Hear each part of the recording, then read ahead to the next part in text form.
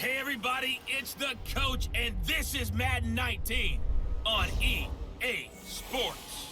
Straight ahead, we've got what should be an interesting matchup between the Indianapolis Colts and the Houston Texans. With that, let's head over to the space city of Houston. Standing by at NRG Stadium, here are Brandon Godden and Charles Davis. All right, thanks, Coach. EA Sports coverage of the National Football League is on the air. The scene a few moments ago, here it is. It's unlike any other in sport as both teams made their way out of the tunnel. These folks are fired up as their guys are ready to do battle between the Indianapolis Colts and the Houston Texans.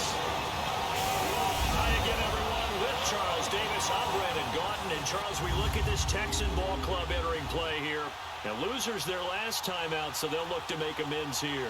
And one of the best ways you can do that is to be at home, and they are. They're going to try and ride that home crowd and that wave of emotion to a victory in this one. Meanwhile, for the visiting Colts, it's late in the year. We all know it. We've seen the calendar for these guys. Their bodies could probably use a break, but they have to push on. And they're really not as worried about that as maybe we think. They know they've got the entire offseason to rest. All they care about is the game in front of them.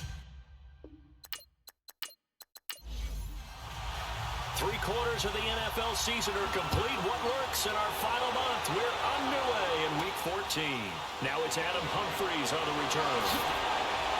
And he'll take it past the 25 and up to the 28-yard line.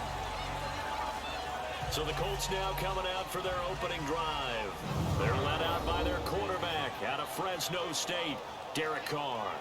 I love just about everything about him. Love his game, love his makeup. Love his moxie, one of my favorite words. This guy's a competitor. Gritty, tough, you name it, he's got it. But he did throw an interception in last week's game.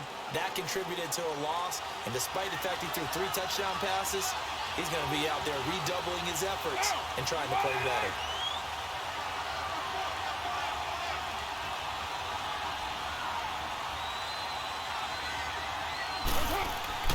They go play action here on first down. He's going to flip one out here to his running back. And they take him down, losing yardage back at the 27. That's going to go as a loss of 2, and it'll be second down.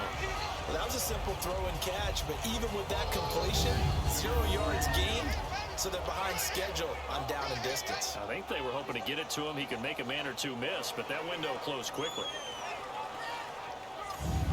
2nd and 12 after the first down pass play went backwards for 2 yards.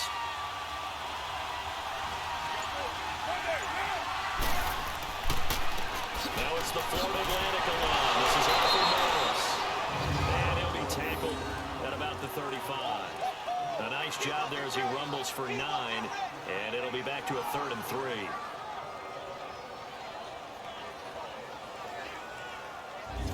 Third play of this opening drive as they're looking at a 3rd and 3.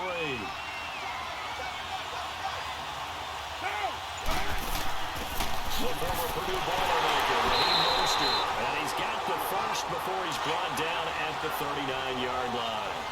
It's a gain of 4 there, and it gives him a new set of downs. Defense had a chance to get off the field here on the opening drive, couldn't do it. I know that we go into these meetings with coaches, and sometimes maybe we can get a little bit numb because they're always going to talk about how important third down is, aren't they? Offense and defense. In this case, one capitalized, and the other, as you said, had a chance to get off the field and didn't get it done.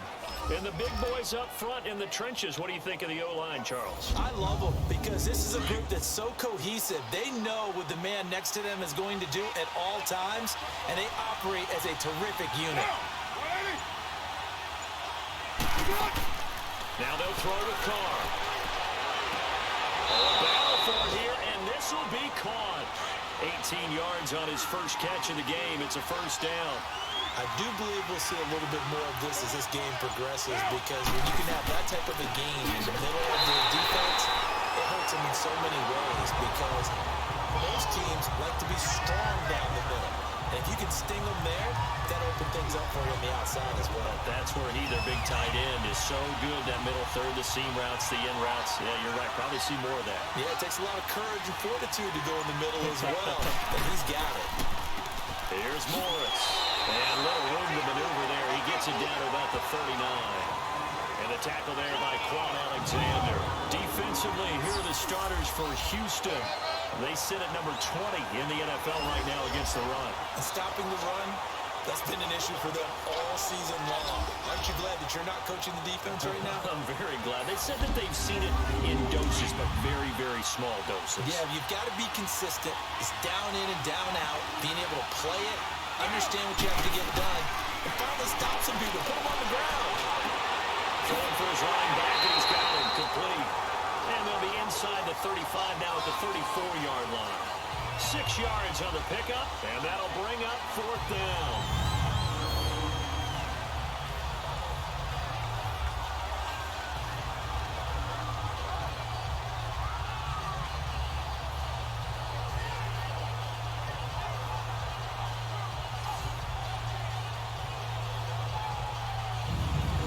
And now the Colts call on their field goal unit here. On the right hash, officially this will be a 51-yard attempt.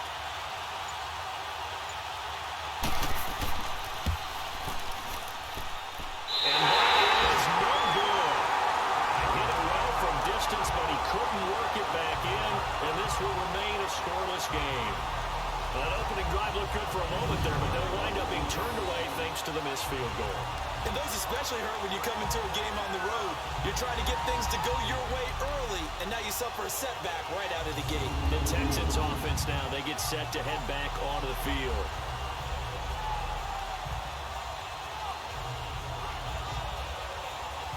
And because they couldn't hit the long field goal, they are set up nicely offensively at the 41, 1st and 10. Here we go now. Green 39. Green 39. From the gun, it's Mahomes. Oh, he's going to enter it out right away. And incomplete. An excellent play downfield. Should have been picked off, really. But 2nd down instead. Well, that certainly looked like something that they discussed all week in practice, getting ready for this one. Take the big shot right out of the gate. At worst, you'll open up the defense a little bit, loosen them up, have them back on their heels.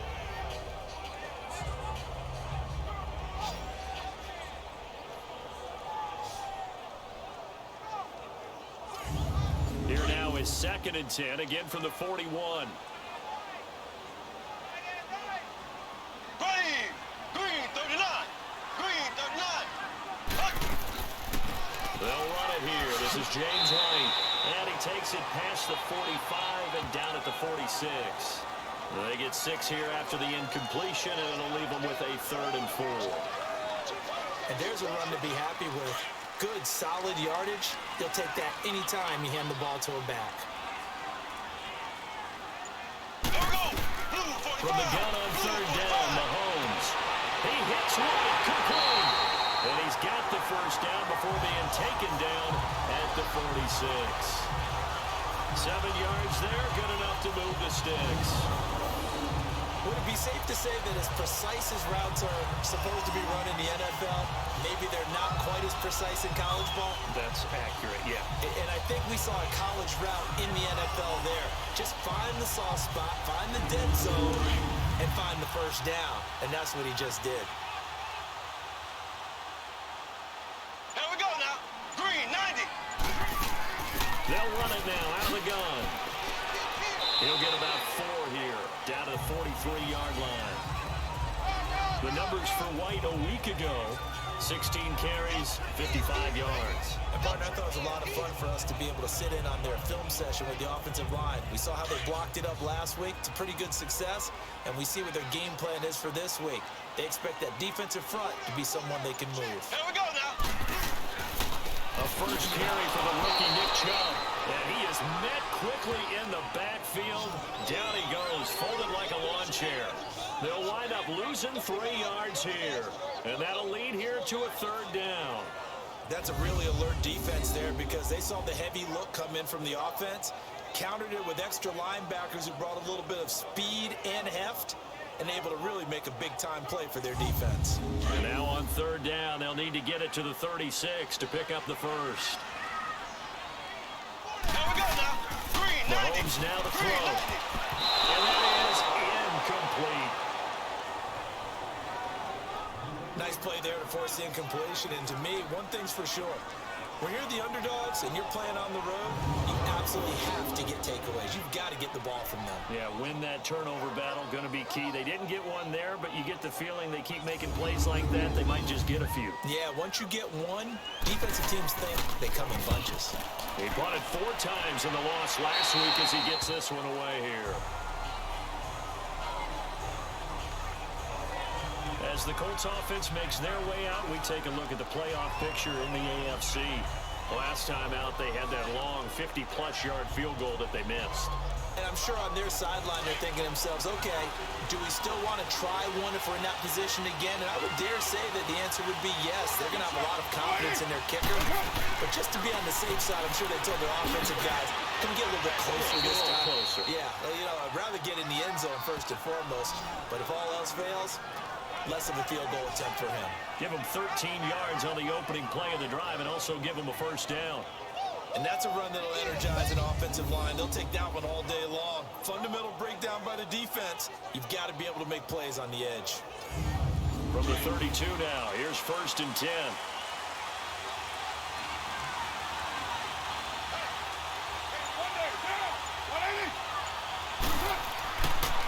This is Morris. And he'll be limited to a short gain up to about the 34-yard line. The tackle by Janoris Jenkins. One thing to keep in mind, partner, especially in the second half, when you've got a running back of this size, of these dimensions, I can just tell you, attrition does set in for a defense because you're excited about hitting him in the first half. Maybe not so much in the second half, and some of these shorter gains turn into bigger runs later. And that one drops incomplete, but if he was hit a fraction sooner, it may have been a fumble. The good signal callers would never go back in the huddle and play the blame game because they need those guys to protect him. But on that last one, his offensive line, they lost their leverage very quickly, and that's why they were able to get to him and hit him as he tried to throw the football and force an incompletion. And now the 3rd down throw incomplete as well. It's a great job by this secondary. When I watch them, they remind me of elite defenders on a basketball court, right? They want to contest each and every pass. Great contest on 3rd down to bring up 4th. This is taken at the 15. A good return there, call it 13 yards. And the Texans will take over with a 1st and 10.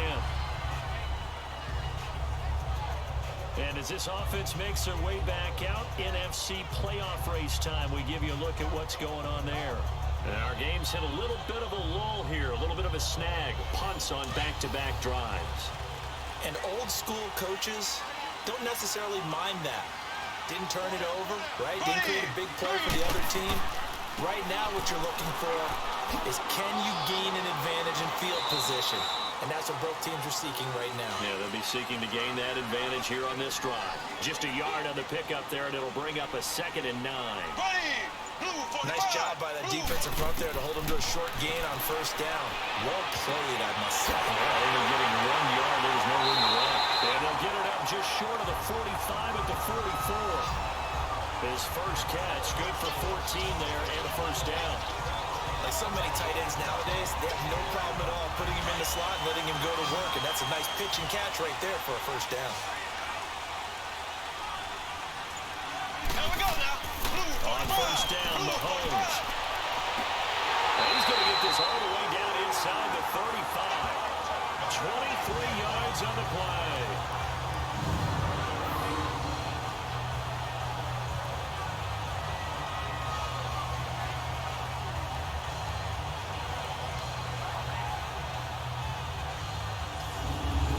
Now from Colts territory, here's a 1st and 10 down at the 33.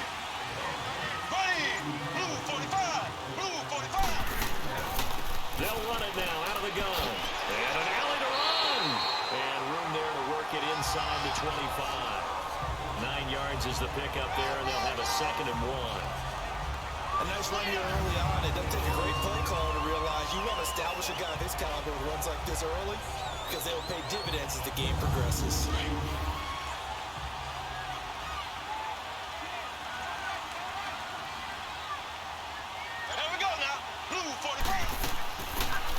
Carry down for Rex Burkhead. And they'll work it inside the 15-yard line before it's it's all said and done. 10 yards there, good enough for a Texan first down. The first drive this unit had, they punted. This drive, much more polished, just looking crisper, aren't they, moving the ball? Maybe the first drive was a little bit of a wake-up call. Probably a little bit angry that they had to punt the ball away the first time they had it. Got motivated, got to the sideline, said, okay, let's not let that happen here as we take over again. The Texans with a first opportunity now from the red zone. It's 1st and 10 at the 14. Operating from the red zone now, Mahomes. Pass incomplete. The effort's always going to be there. Everyone's always going to try and make a catch, but underthrown balls, I think, are the toughest ones to come back and get because usually your momentum's going in the opposite direction when you're trying to stop, break, and come back and get it. So after the incompletion on first, now 2nd and 10. Working from the gun, Mahomes. That's going to be caught at the 10-yard line. And now they're inside the 10 as he's brought down at the 9. That catch good for 5. It's 3rd down. And, partner, I think that's a great example that not all tight ends are created equal because everything was right. Got the completion, but he's not one of the more dynamic guys in the league. So even though he caught it, couldn't turn it into much more. Shotgun snap to Mahomes. And he fires one, but incomplete. I'm not sure we could spot any tendency here on this 3rd down. They could have run it or passed it. Either one was available. They chose to try and get it through the air, but they were unsuccessful. Now Janikowski for the field goal try. From the left hash, a chip shot here.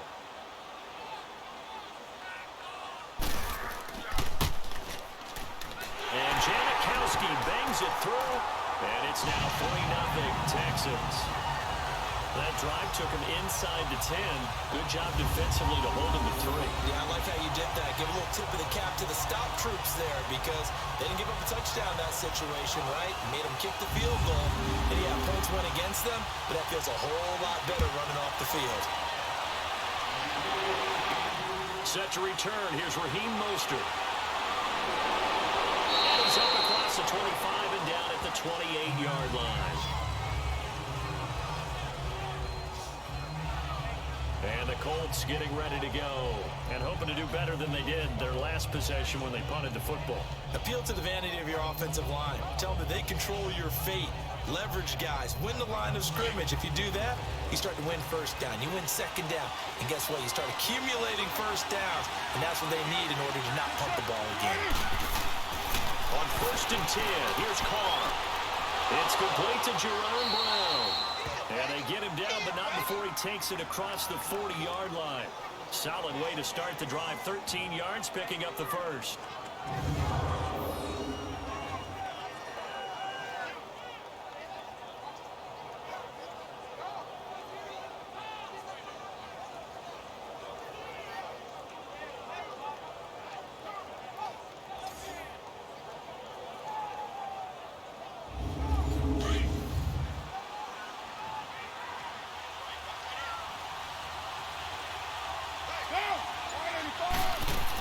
They'll run it now out of the gun.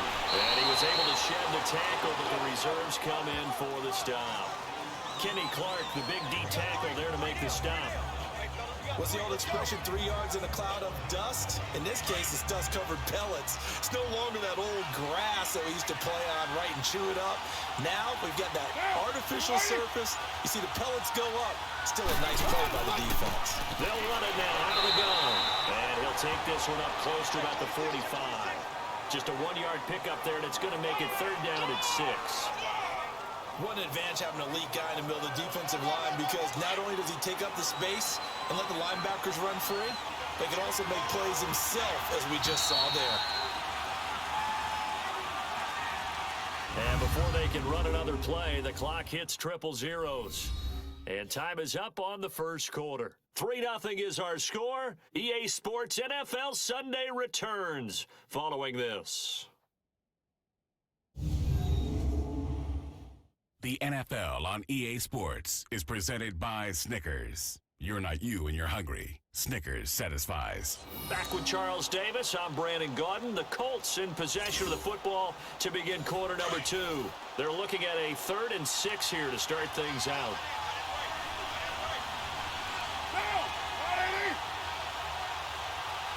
Working from the gun, it's Carr.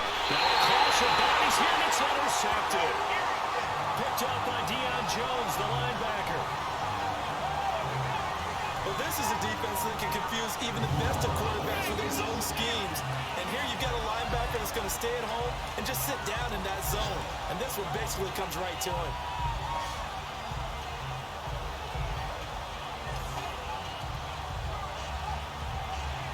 And the Texans set to come onto the field. Well, what do you think? You get the ball off the turnover near the middle of the field. You take a shot here in the first play? You know I'm big on that. I love when I have great field position after a turnover. I feel like I might have a little bit off balance. I prefer to take a shot, but a lot of coaches will tell you you only do it if you trust the guy who's got the football in his hands. Meaning, if it's not there, he won't force it downfield and maybe turn it into an interception. They'll go to the check down, go to a second. And it is caught. Touchdown, Texans. Tyreek Hill, his 6th touchdown of the season. And the Texans are able to show off their quick strike ability. Well, that didn't take long. The turnover instantly almost turning into points. And when that happens, a lot of teams have the mentality of let's strike right now. You got them off balance after the turnover or the takeaway. Let's go get it. And that's exactly what they did.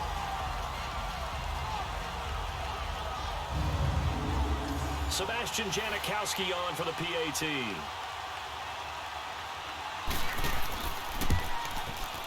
Janikowski good with the extra point. And the lead grows to 10-0. And we can break that scoring drive down pretty easily. One play, a long touchdown pass into the end zone. Set now to kick this one away, and off it goes. That's fielded in the end zone. And no run back here. This will be a touchback, and it comes out to the 25-yard line. Derek Carr getting ready to go again on offense. And I never played quarterback, but I'm thinking as a quarterback, you're a little bit into the game now. Second quarter, you're losing. You're not playing well. Probably feels like a lot of weight on your shoulders. Certainly does, but it's something that quarterbacks have to be used to because they're always carrying around that weight. So how do they adjust the weight? And a loose football. But I believe the Colts were able to fall on this when they were. And so possession will remain with Indy. Wow, that ball gets knocked free, but a teammate comes along and scoops it up. It's almost like baseball. Guys at bat, people are on base in scoring position. One guy doesn't get him home. The next guy comes through and picks him up. And avoids the turnover. They'll run it now out of the gun. And he's able to take this one up to the 35-yard line. A gain of 4 that time as the drive continues. So many teams want to throw the ball in this situation nowadays, but I love watching a team that has enough confidence to go ahead and run the football. In that situation, that's almost a tendency breaker. Ball up to the 35 now as they come up on 1st and 10.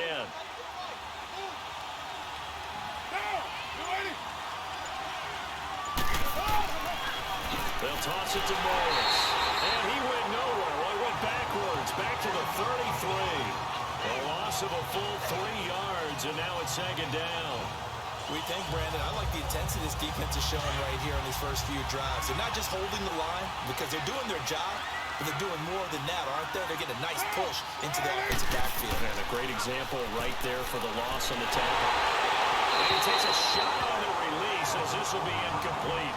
I think he had to unload that one before he wanted to. He was right up in his grill. I think he was a dentist there without a license, don't you? Just not enough time for the play to develop. Just lucky it wasn't a fumble, really. An incomplete pass on that last play, and that means they'll need to come up with something here on 3rd down.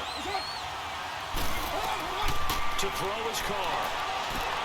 Now they go screen. It's complete. Good contain. No gain on the screen, and it'll bring up 4th down.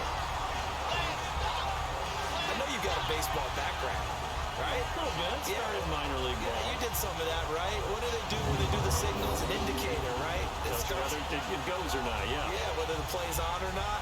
How about the indicators offensive linemen get when they're getting ready to run a screen pass? And if those get red, well, we just saw that there, didn't we? No gain. No gain. Deciphered it and finished the play off.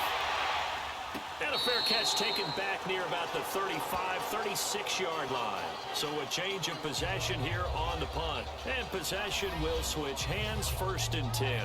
Tyreek Hill making his way back out towards the huddle. He's doing what he's capable of, having a solid game. Not the most amazing game. He's not over 100 yards, but a good game so far.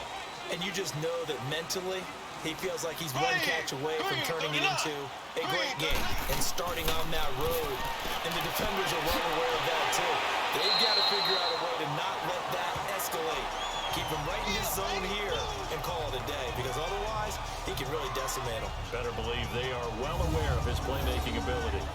I always laugh when people say, what's the toughest route to defend? And I'm like, any of them, especially if it's a good receiver. That makes things very difficult. But when you're running a drag route, something short, shallow, going through defenders, using guys almost as screens in order to get open, that makes things tougher, guys trying to get to the football. They'll run it now out of the gun. And he'll take this one up close to about the 45. They got 2 of the 3 they needed there. Leaves them with 3rd and just a yard. Brandon, we talk all the time about those hybrid players, guys who could do more than one thing. And I think if you're playing strong safety in the NFL today, you are a true hybrid. Part linebacker, part cover guy. And coming up, sticking his nose in the mess there and making a nice play defensively. And a dump off to right. And he'll be taken down at the 46-yard line. It'll be a pickup of only a yard, and that's going to make it 4th down.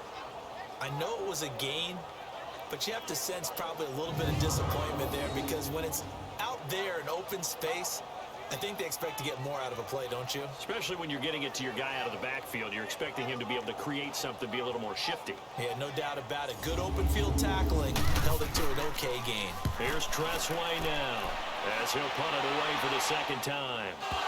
And the Texans scoop it. Was hoping to make a play there on the return with his speed. Instead, he makes a play for the other side. Yeah, and how many times have we heard coaches say, you know, sometimes it's not really about those X's and O's we draw up. It's about those Jimmies and Joes. And when you have a punt returner, he's one of those Jimmies and Joes, one of the best athletes. He's unable to make the play that they were seeking, though.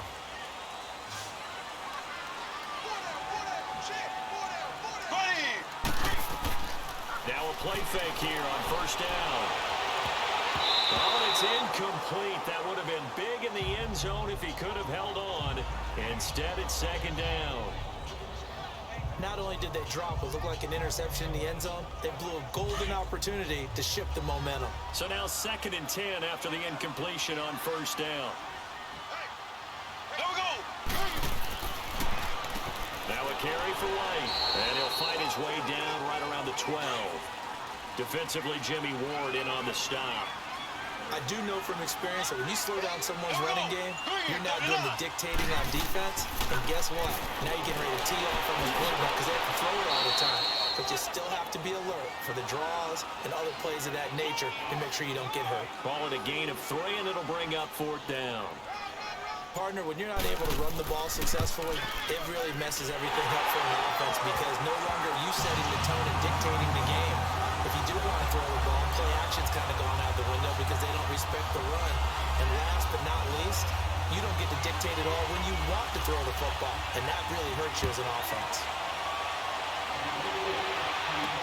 This is taken about 7 yards deep. And no run back here. This will be a touchback, and it comes out to the 25-yard line.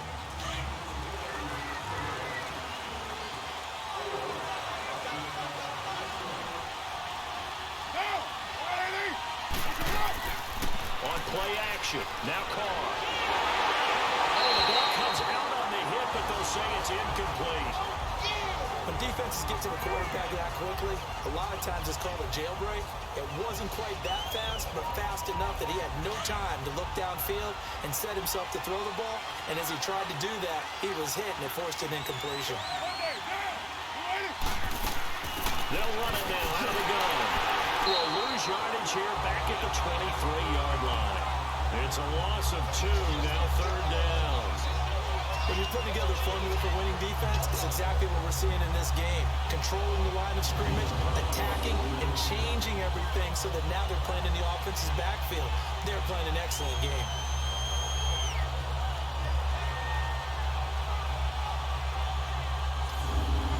Colts on third down. Just 1 for 5 to this point. This is third down and 12. From the gun, it's Carr. Firing quickly here, and that's complete. And he's able to get up here to the 26. They stop him for only 3 that time, and that'll bring up fourth down. Well, the strategy was evident there. Get it to your tight end and make it a one-on-one play with a cornerback. Who's usually going to win that one? The tight end, but not there. Not in this situation. How about the corner defeating that logic and making a really nice tackle? Here's Marquette King now as he's on the punt for Indianapolis. And he'll take it on this side of midfield. Just a 25-yard punt, not what he was hoping for by any stretch. And the Texans with great field position to start this drive as they take over 1st and 10. Patrick Mahomes on his way out for their next drive. He's played a pretty clean first half, a touchdown, no interceptions. Frankly, that's what they expect out of it. They want to see the ball thrown and thrown well, and he's able to do that and put it in the end zone. They'd love to see more of that before this game finishes. But right now, he's got his team in a good spot. A good spot, maybe looking for touchdown pass number 2 here in the second quarter. It's a 7-yard carry to set them up with a 2nd and 3. First play of the drive, let's give credit all around. Excellent blocking, but the guy carrying the ball, he was the finisher. A really nice run. Here we go. Here's White. And he'll go down here at the 35-yard line. Just 4 yards on the pickup, but that's good enough to extend the drive. Now that's the way to do it. Hand it to someone with vision and good footwork and handling a little bit of power, and you find a way to pick up first downs. Ball up to the 35 now as they come up on 1st and 10. Throwing on first down is Mahomes. Goes underneath here to White. And he'll go down at the 28.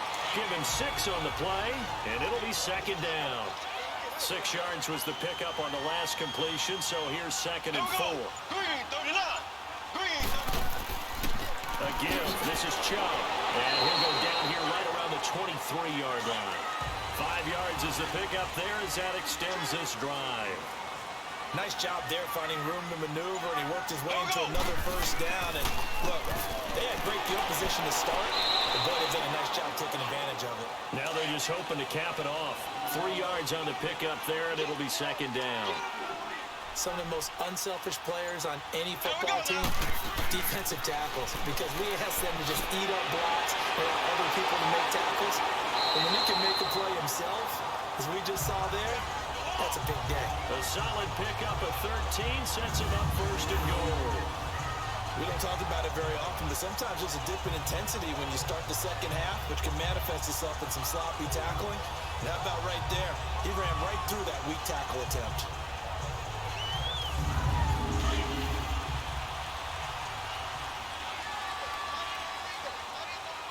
Here we go now. Blue 45. Blue 45. Now they'll throw with Mahomes. This will be caught at about the 5. And he'll be brought down here at the 3-yard line. That'll bring up 2nd and goal after the gain of 5.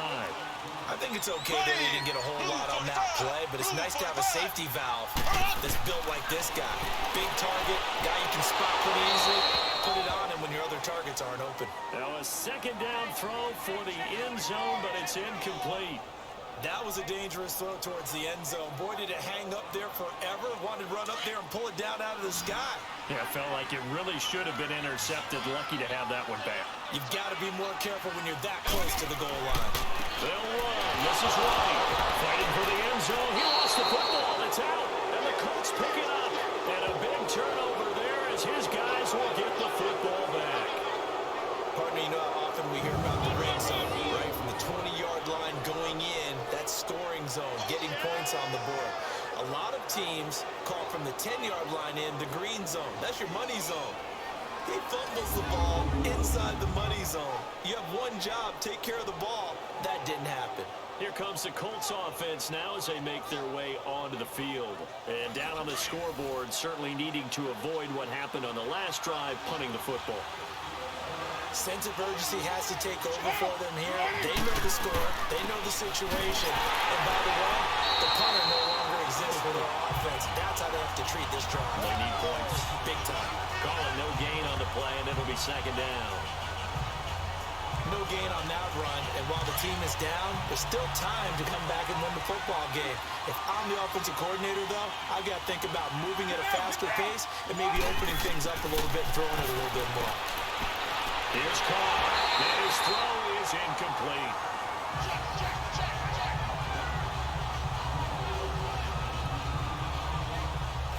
Didn't have a receiver open downfield, and as it turned out, couldn't even find his outlet man because of the coverage. It's way too tight, unable to find anyone open. Throwing his Carr on third down. And this time he's got the hook up. It's complete. And down he'll go at the 25. Just a 5-yard pickup, but it leads to fourth down. In so many ways, throwing the hitch route is actually one of the safer things an offense can do. Get the ball out to the receiver as fast as possible, hope he's got man-to-man coverage, and hope that his athleticism wins on the perimeter. Here's Marquette King now, as he'll punt it away for the fourth time today. Just 21 yards on the punt there.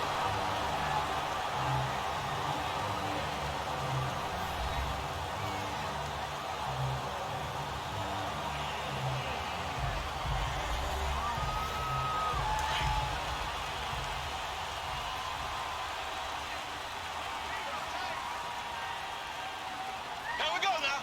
Green 90. Green 90. On first down, they'll run with Chubb. And that play goes nowhere. Taken down, losing yardage at the 50, right at midfield.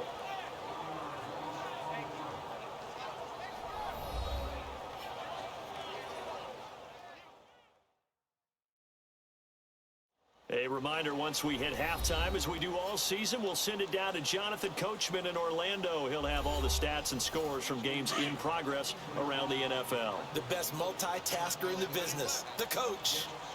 Green. Blue 45. Blue. From midfield, here's Mahomes. They'll tussle for it, and this is going to be caught. He's got his first catch here before halftime, and it goes for a first down.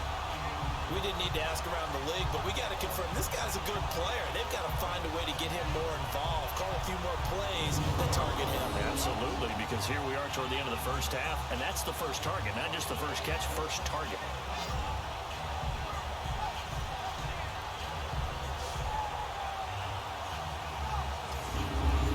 Mahomes now 10 of 16 throwing the football. It's 1st and 10.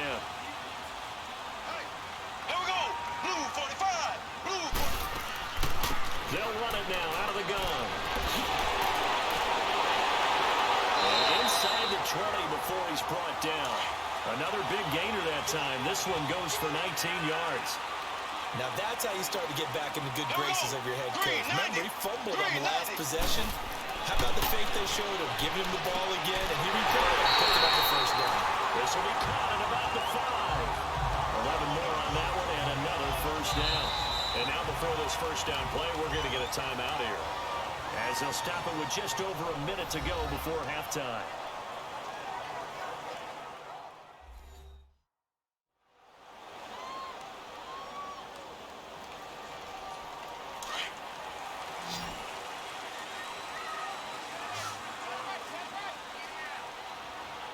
Here we go. Green 39. Throwing now is Mahomes. This will be caught at about the 5. Now the Texans will use one of their 2 remaining timeouts, as the stoppage will come with a little under a minute to go in this first half.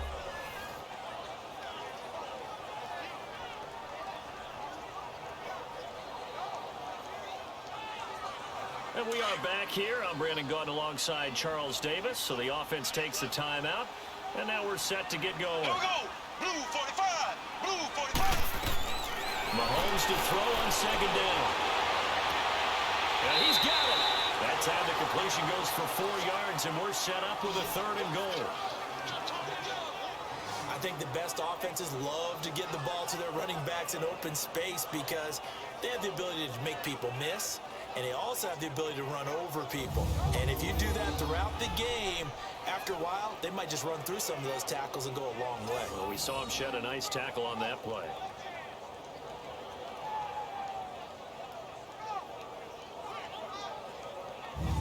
The Texans on third down. They've had their troubles, just 1 for 6. This is 3rd and goal. Here we go now. Green 39. Green 39. Now it's Mahomes again.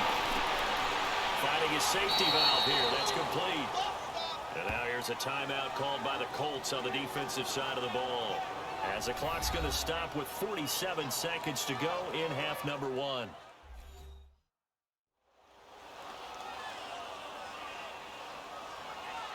And now following that timeout, the defense back out onto the field.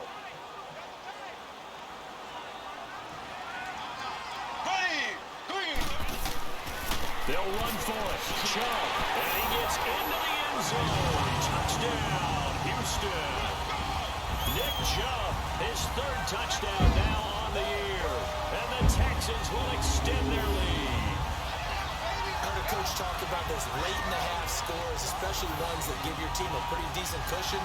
He said those could be the ones that can finish off a squad if you let them. Yeah, they've got the cushion. This half has been theirs. Janikowski on for the extra point.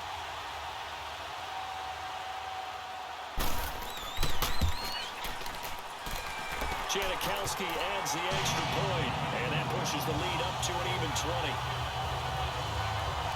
So that drive goes 8 plays, and the result, a Houston touchdown.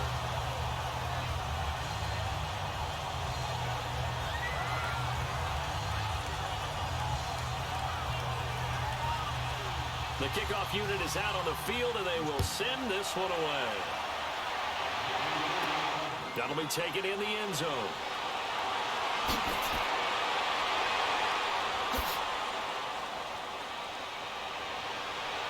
And he loses the football a second time. And to the 43. So down inside the 45 to the 43-yard line. That's where they'll take over. And that one is his 2nd fumble loss. Not a good look out of your return man. And not only does he hurt the momentum for his team or even change momentum of the game, but now they've got a decision to make on his own sideline. Does he continue to do that? Do you keep him in that role, or do you bring someone else in at this time?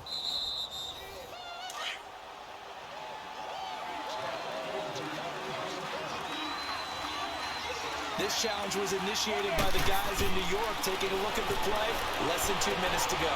Yeah, I'm sure the coach wanted to challenge it, so he's probably going to send the New York office a holiday card. Now the Colts going to burn the 2nd of their timeouts as they get it right at the 32nd mark of this first half. Now Carr throwing on 2nd down. Under pressure, and the Texans able to get in there for the sack. The former Buckeye, Cameron Hayward. And that's going to lead to a 3rd and 11.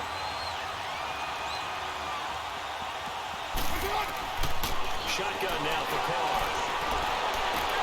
It's brought in by Adam Humphries. And they're going to take a timeout defensively.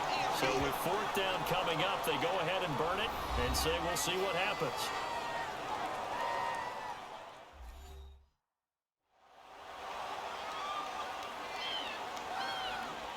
So a defensive timeout, chance to regather, regroup, and get set as we resume action. And a fair catch called for and made just outside the 15-yard line. It's just a 32-yard punt with no return. And there'll be time for maybe one final play before halftime. Here we go. And with time running down, they go down to a knee. So we've come upon halftime here in Houston, and it's the home team, the Texans, leading this one. As we send you on over to Orlando for Jonathan Coachman at our EA Sports Halftime Report. Take it away, Coach. All right, Brandon, we'll get back to you and Charles in a bit. But first, let's get to some of these scores around the NFL here in a busy Week 14. We'll start at First Energy Stadium, visiting Carolina, taking on Cleveland. And it's the Browns who are out on top. Keelan Cole, a touchdown reception.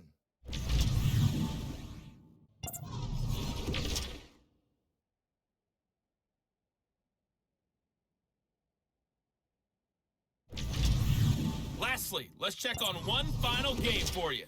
And you can see they are scoreless as they play the second quarter. Meanwhile, in our game, it's been a back-and-forth first half. Who can put it together in the second half?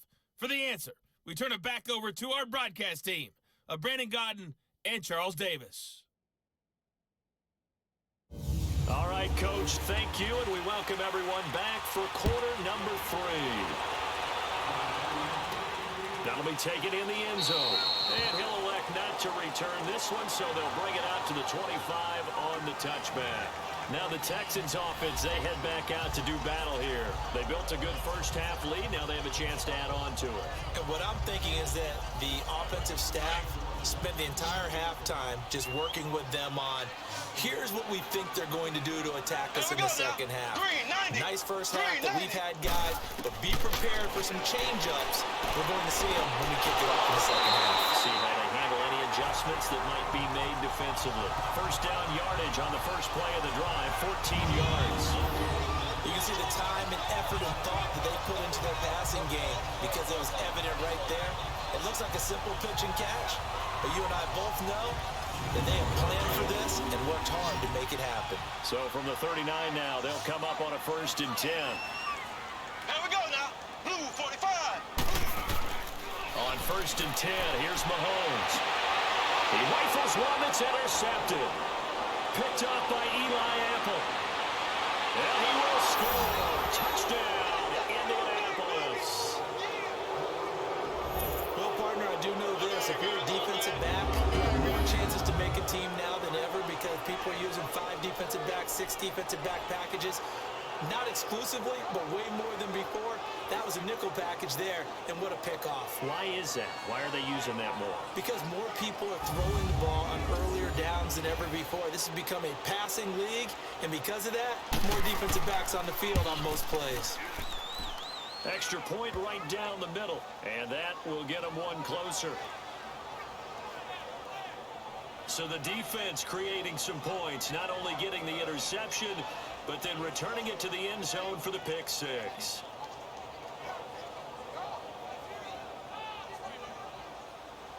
So they'll get another shot on offense following that pick 6. And now the kick is away. This will be taken to the back of the end zone. And no run back here. This will be a touchback, and it comes out to the 25-yard line. The Texans offense now, they get set to head back on the field here. This is sort of what you would call a put-away drive, isn't it? They score here, especially a touchdown. It's almost out of reach.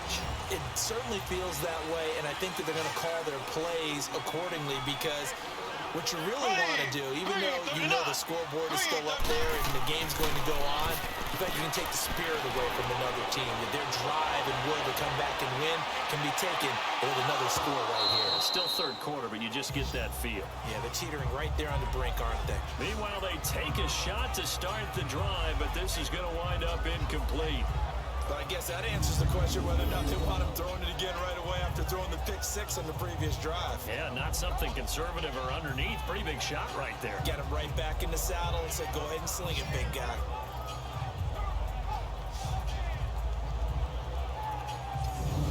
Line of scrimmage, again the 25, 2nd and 10.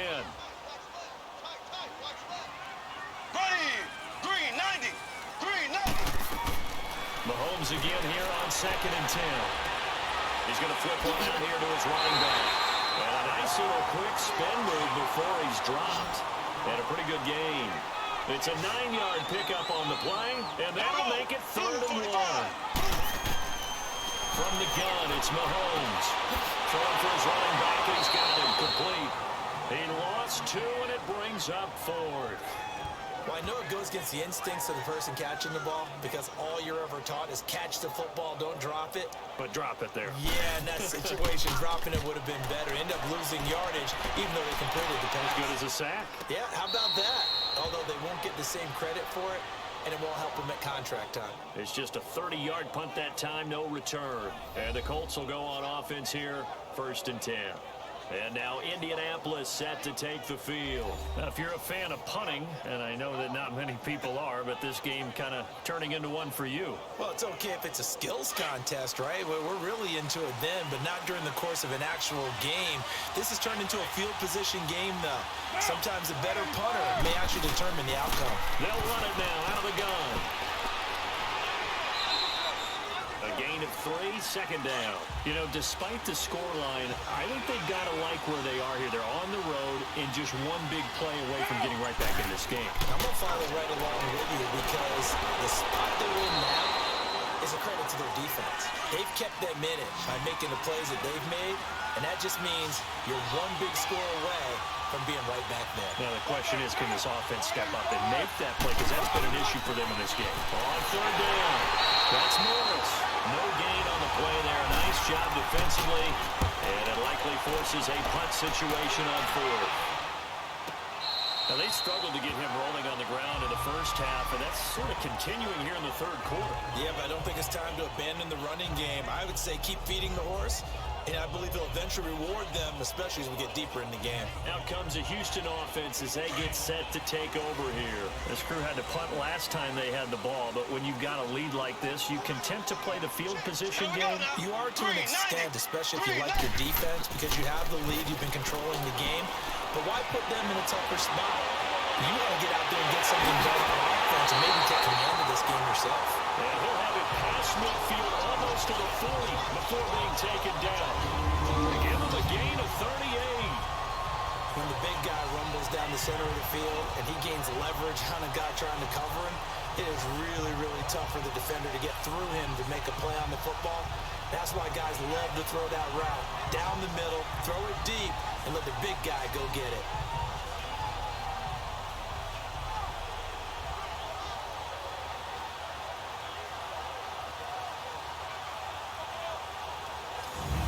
So the big play gets him across midfield now for 1st and 10.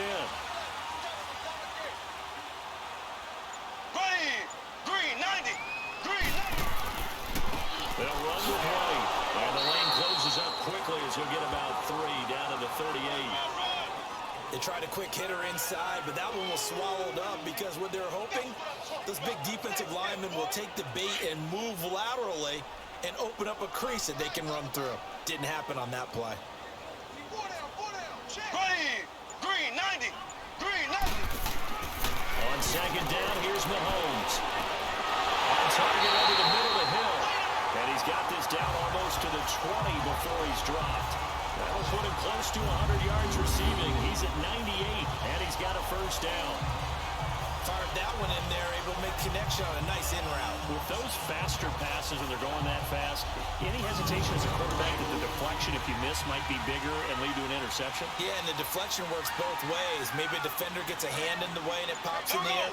And sometimes you throw it so hard, your receiver can't handle it, and he pops it up in the air for the defenders to grab as well. But a moot point there as they were able to connect. And he'll take this inside the 20 and down to the 18. Give him 3 on first down. It'll set up a 2nd and 7. Green 90. Back to the ground. This time it's Joe. And he gets it inside the 10 to the 9. It's a 10-yard gain there, and it sets him up now 1st and goal. That's a good explosive run right there on the draw play. And in order for it to be successful, you've got to have some good faking going on and people having a nice little time clock in their head to understand how it all knits together. An offensive line really showing a pass set that they're going to pass block, maybe to draw in those defensive linemen, have them come upfield, and then get past them, hand the ball off to the running back, and oftentimes he bypasses the guys headed for the quarterback, thinking they're going to get a sack, and gets himself into the secondary. And in this case, he picked up really nice yardage. They'll give it to him up the middle. And a little bit of space there, takes it inside the 5 to the 3. Give him right around 4 on the carry. We'll see if they want to keep pounding here on 3rd and goal. Well, Brandon, we always know that once you score 1 touchdown, you want 2. You're without a doubt. And so far today, he's got 1, but was denied as he tried to get the second one. Here's Mahomes, 3rd and goal. And got his man. It's caught. Touchdown, Houston. Vance McDonald, his second touchdown on the season. And the Texans will add on to their lead. And man, Charles, talk about singing something in there. And those gloves, they help with one-handed catchers, the fun stuff. Any padding for a rocket like that? One would think so, but I'll guarantee you this. After that throw, his hands will hurt later. Not right now in the moment. He's just feeling good about catching it. Yeah, a little stinger, but a touchdown. Here we go now. Mahomes going to throw, and this is going to be caught. It's good. And that extends their lead by 2 more. So they go with a pass there on the 2-point try and able to convert it, Charles. And a good job by the offense figuring out their 2-point play and using it well. It's interesting how people are using the strategy nowadays, though, isn't it? It really is. And I don't know how much that particular play factored in, but with the PAT moving back in 15-16, that kind of changed things, didn't it? It's really a part of everyone's strategy now. When I talk with coaches and when we sit with them, they always talk about they actually have 2-point periods in practice now, something they never really did before. And they'll take it past the 25 and up to the 28-yard line. As the Colts offense makes their way out, we take a look at the playoff picture in the AFC. And I tell you, 4 weeks still to go, and everything is wide open, and it's fun. And I know we always talk about, well, if the playoffs were to begin today, and then we kind of go, okay, but they're not. Let's see how it plays out. Wouldn't it be fun to play with this playoff lineup right now? Because to me, just about anyone can win this whole thing out of this grouping we currently have. And by the time we get there, it may look entirely different. Just a yard on the first down carry, so it's 2nd and 9. Defenses always talk about earning the right to rush the passer on 3rd down. And you know what offenses want? Win first down so they can set things up for themselves better. And that wasn't helpful there. Not a big impact on first down. To throw, it's Carr. And this is going to be incomplete. When everything is in sync on defense, that means everyone's communicating really well, and sometimes it's nonverbal. They just know that when a receiver's in one spot, this person may have him, and he's in another spot, the next defender may have him. And they've squeezed the passing lanes down to where it's so difficult to find an open area to deliver the football. They've made it tough on them all game long. A throw there, but that's going to wind up incomplete. And a fair catch called for and made just inside the 35-yard line. Just 34 yards on the punt there, no return. And out will come the offense as they take over.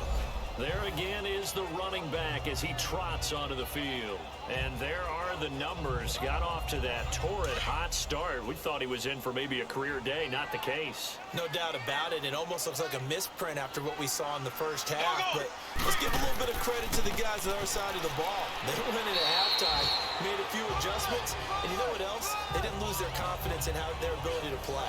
Because a lot of times you get beat down in the first half. It gets ugly in the second half. They've come out with a new resolve and a renewed determination.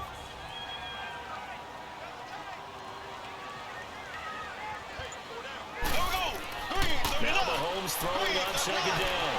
And that'll be incomplete. We do have a penalty flag down, however. Let's see what that's about. Pass interference. Defense. Well, they've done a good job on these receivers, pretty much held them in check. They're a little too close for comfort. And you're always looking for a play to get you going, right? You're looking for someone to make one. But maybe this penalty, this pass interference call, that can help shake them loose. And he's going to take this one across midfield and into Colts territory. 5 yards on the carry. Good pickup on first down. But I think from our experience together, we have learned that most offensive coordinators are going to tell you, if I'm going to run the football on first down, I've got to get at least 4 yards. They got 5 here. They've got to feel pretty good about that one. Green, 39. Now White. And he's going to be met at about the 43. Still a couple yards short of the first as the 3-yard gain brings up a 3rd down. Well, that's not a run that's going to make any of the highlight tapes, but they've been moving it well all game on the ground. This is another one that keeps them moving forward. Here we go. Blue 45. Blue 45. Mahomes looking to throw on 3rd and 2. And he finds Carr. And he's going to have the first down at about the 38. They get 5 out of that one, and it moves to James. Got to say, I was a little surprised to see him, Charles, come out and the shotgun on third and less than a yard. Yeah, but the way the NFL is nowadays, we hardly ever see anyone really run for it on short yardage. So they're going to throw the football more times than not. That was a nice, easy rhythm throw right there, and they pick up the first down. Here we go. Blue 45. Blue 45. They'll run it now out of the gun. And he is met at the line of scrimmage, and he goes down right there. No gain on the play. It'll be second down. And he got off the end there very quickly to make that play. Yeah, it was almost like the bullet train, wasn't it? I mean, just zoom. Quick, quick, quick. And what a terrific play, holding them to no gain. And he gets it down to the 32. 6 yards is the pickup, and that'll lead to a third down. Not a big window to throw. Coverage wasn't too bad there. Yeah, they had him under wraps pretty well, but somehow able to muscle his way open and catch the ball. And he's going to get the first down as they bring him down at the 23. They get 9 out of that one, and as a result, the drive continues. One thing I can say pretty safely, that route is not called if you don't have a guy who can throw the ball and put some mustard on it. Because if you're going to lollipop it in the middle of the field, bad things usually happen. It takes a strong-arm guy who can rifle it in there, and they were able to successfully complete that one. 39. On first down, they'll run it on the draw play. And he'll keep it moving down to the 15-yard line. A solid run on first down. Gain of 7 leaves him with a 2nd and 3. Looks to me like maybe there's a little attrition setting in with this drive.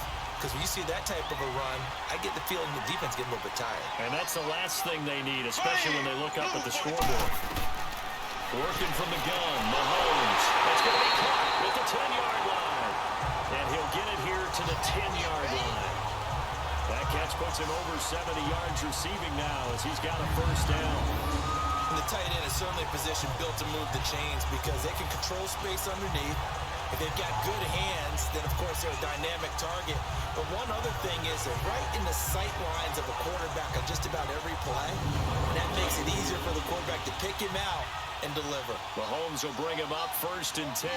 And he's 4 for 4 now, throwing the ball to start the drive. Now Mahomes. And he's going to lose yardage here. As they will switch ends as time is run out on this third quarter play.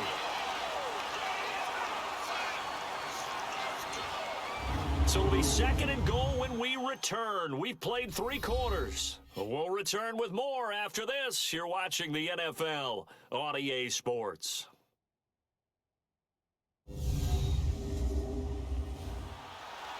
Back now in Houston.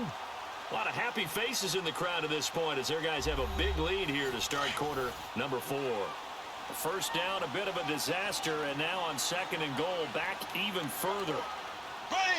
Green 39. He'll get it up the middle. And he'll take this one down near the 15. It's a pickup of 3, but still a little work to do on 3rd and goal.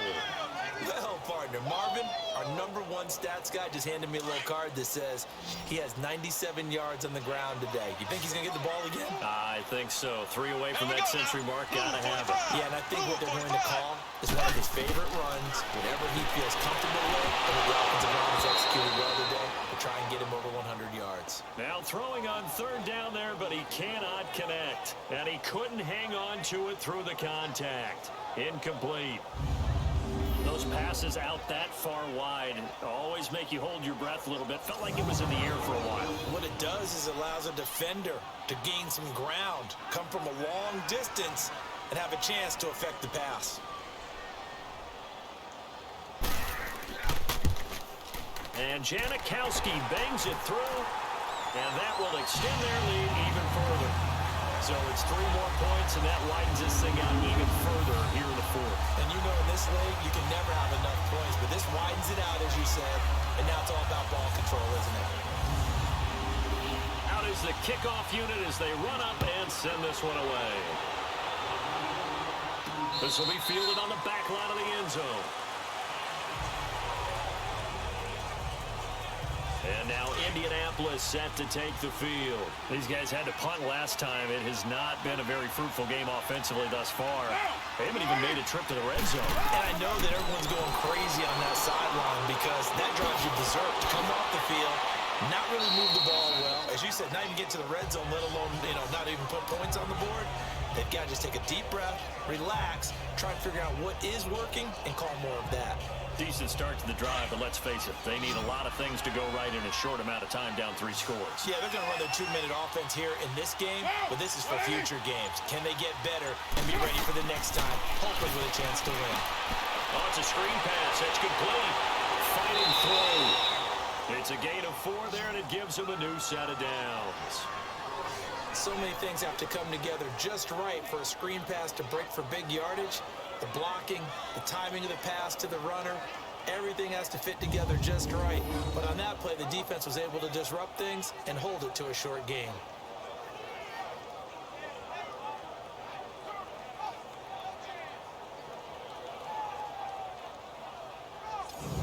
Carr now, 5 straight completions here in this second half. 1st and 10.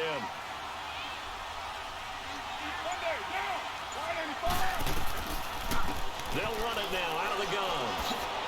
And he'll be taken down, but not before he gets into enemy territory. A 14-yard gain for Indianapolis and also move the sticks. We'll definitely see some open running lanes, and he's taking advantage of it right now, but that shouldn't be a surprise. Defense has the lead. They're playing for the pass first. So a 1st and 10 now in Houston territory at the 48-yard line.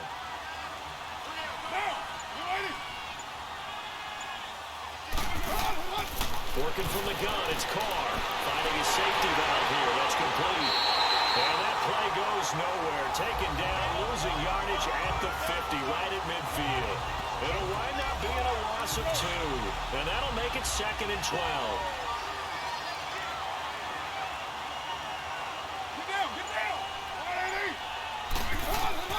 From midfield, here's Carr. Quick here, it's complete. And he'll get it inside the 40 to the 39. They get 11 back on that one. It leads to 3rd down.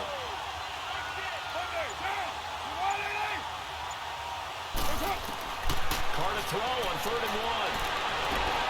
And is this intercepted? It is. It's intercepted. Picked up by Quan Alexander. And his crew will take over with a football at the 35-yard line. This spot in the 4th quarter with that deficit, had to throw the football. Unfortunately, there's the risk of big turnover. And you know you're going to be throwing against nickel, dime, all sorts of exotic defenses, but you have to do it anyway. Ordinarily, you might want to run the football a little bit, try and get them out of it. But as you noted, this time of the game, this point on the clock, had to throw it. And as this offense makes their way back out, it's AFC playoff race time as we give you a look. And last time, able to get 3. It's not what they wanted. They wanted 6, but they got at least something. They mustered something out of the drive. They'll take it. I like the way you've described it. Not ideal, but they'll take it. Anything to put some points on the board. But this time on offense, they don't even want to see the field goal kicker trot on the field. They want that ball in the end zone. Yeah, they'll be going for 6. 2 yards on the carry there. It'll be 2nd down. I know the game's not over, but there's got to be a sense of satisfaction right now for the guy carrying the football a bunch today. 99 yards, and he has enough time to go over the century mark. You got to give it to him again, right? Yeah, there's no doubt about it. You're not worried about losing yardage here. You're not worried about any of that. You just want to get him to the promised land for every runner. 100 yards or more in a game. 10 yards there, good enough for a Texan 1st down. He's still rumbling, isn't he? Still looking fresh in this one despite the heavy workload. But you and I both know, well-conditioned, and he did tell us that he thrives on being at his peak late in ball games. Credit him with a 1-yard gain there to make it 2nd and 9. When the 4-3 defense is functioning really well, you know who stays what we call clean and no one gets to him? The guy playing the middle linebacker position, the guy we call Mike. That means the defensive front is eating up all the blocks and just let him go to the football and make a play. Now here's Mahomes over the middle, and he's got Goodwin complete. Only 3 yards on the catch. It's 3rd down. The last catch did get 3, but they're still left needing 7 yards on 3rd down. Shotgun snap to Mahomes. Over the middle, it's Jared Cook. And he's got the 1st down yardage before he's brought down at the 42. 7 catches for him now, and this last one, a 1st down.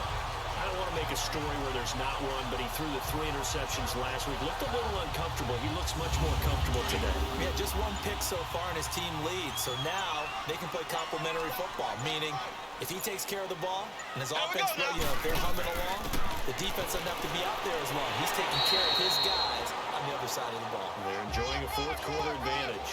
Yeah, give him 4 yards there. It'll be 2nd and 6. I call that play a success. A nice inside run sets up a very manageable 2nd down. A very solid gain on that play.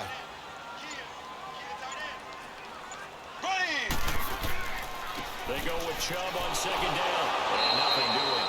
He's immediately taken down at the line of scrimmage. No gain on the play there, so they're left with a 3rd down and 6. He continues to struggle to find a crease to break off a big one and might need to just put that aside and just try and ram his way forward and get what he can. On 3rd down, it's Nick Chubb. Fighting his way down to about the 35-yard line. Give him 3 yards there as that'll take us to 4th down. Well, this was just simply excellent defense. On this 3rd down, they had to be alert for the possibility of a pass, but that didn't stop them at all from understanding what was going on when they decided to run the football, and they just swarmed and stuffed them for almost no gain. So they'll turn to the kicker again. He's been a busy man thus far. From the left hash, this will be a 52-yard attempt.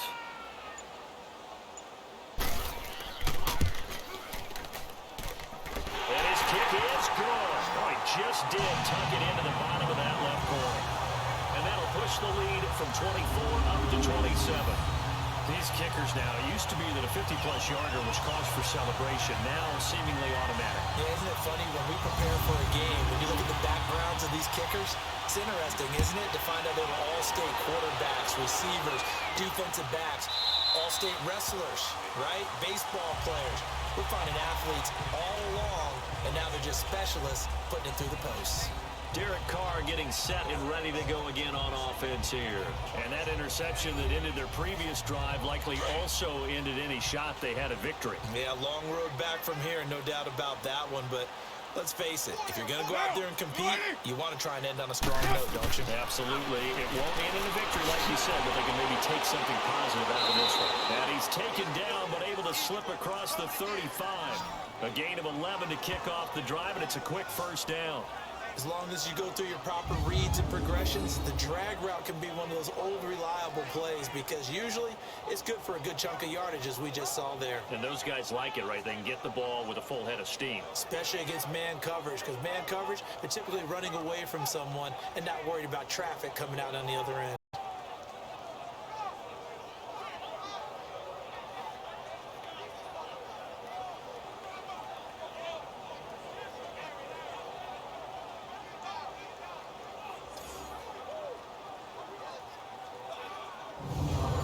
So from the 36 now, 1st and 10. Now, 180. On 1st down, Carr. They'll try to set up the screen. It's complete. And he'll be out of bounds after getting this one across the 40. 7 yards there on the 1st down screen play. For a second there, I thought that might break big. Screen pass. Looked like it was coming together. Looked like there was an opening. Still, ended up with a solid game.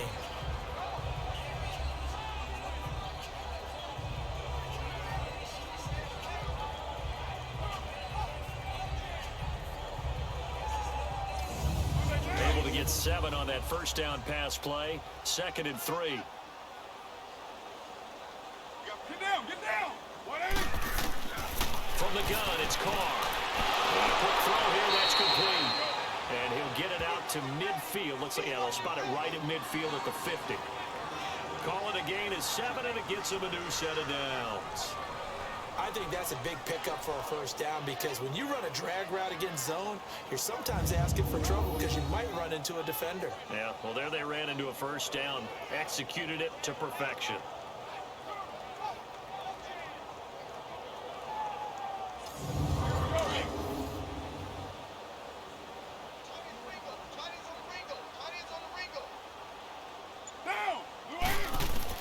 From the midfield stripe, they'll look to throw.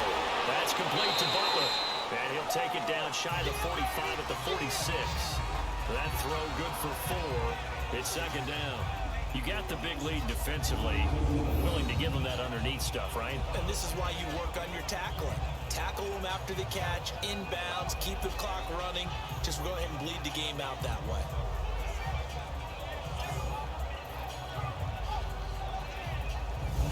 Four yards on that last completion, so that sets up 2nd and 6. Hey, you're on an island over there. You're on an island.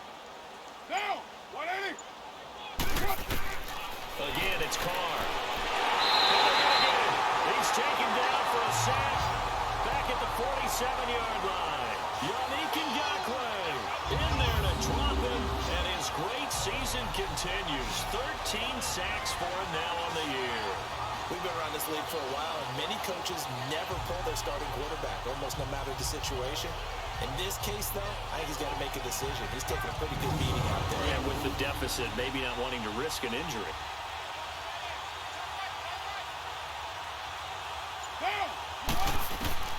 Throwing his car on 3rd down. It's caught. Humphreys. And he's able to get this one down to the 40-yard line. The passing game for the Colts finding its stride, another 1st down. Carr now on 1st down. Oh, so close to an interception. Read that beautifully. Got his hands on it, couldn't get it. And it's 2nd down. Another wayward pass. You know, things started out poorly in this game, and to be frank, they just really haven't gotten much better. And all that does is embolden the secondary. They feel good about what's going on, and they just play better and better. False start, offense. So pin that one on the rookie right tackle. Remember those days when the right side was simply the run-blocking side? Now you're dealing with some of the better pass rushers in the league. It'll make you a little jittery. Down! 180! On 2nd down, here's Carr. And he's going to be intercepted a 3rd time.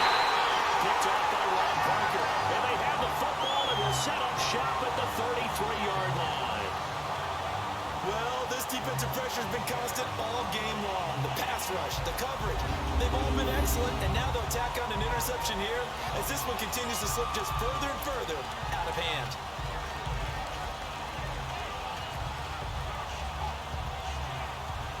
And now out comes Houston.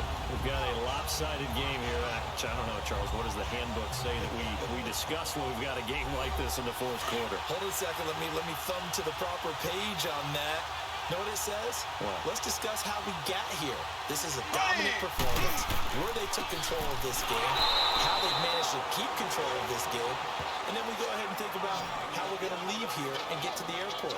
In a lopsided blowout, the roads are usually open. Brandon, it's clearly a running situation when you're up in the 4th quarter. They're going to have to stack the box and make it difficult for them to move the ball. Made it very difficult right there. Now they need to repeat that effort. Yeah, bring 7, 8, 9, whatever it's going to take to slow them down.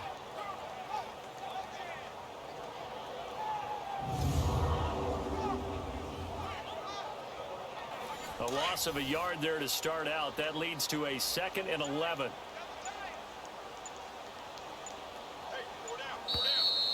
Time for a break.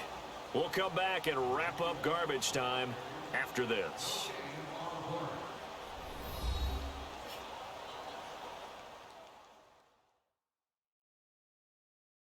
So it's Texans football as we welcome you back. And let's see what they've come up with offensively after having time to talk it over.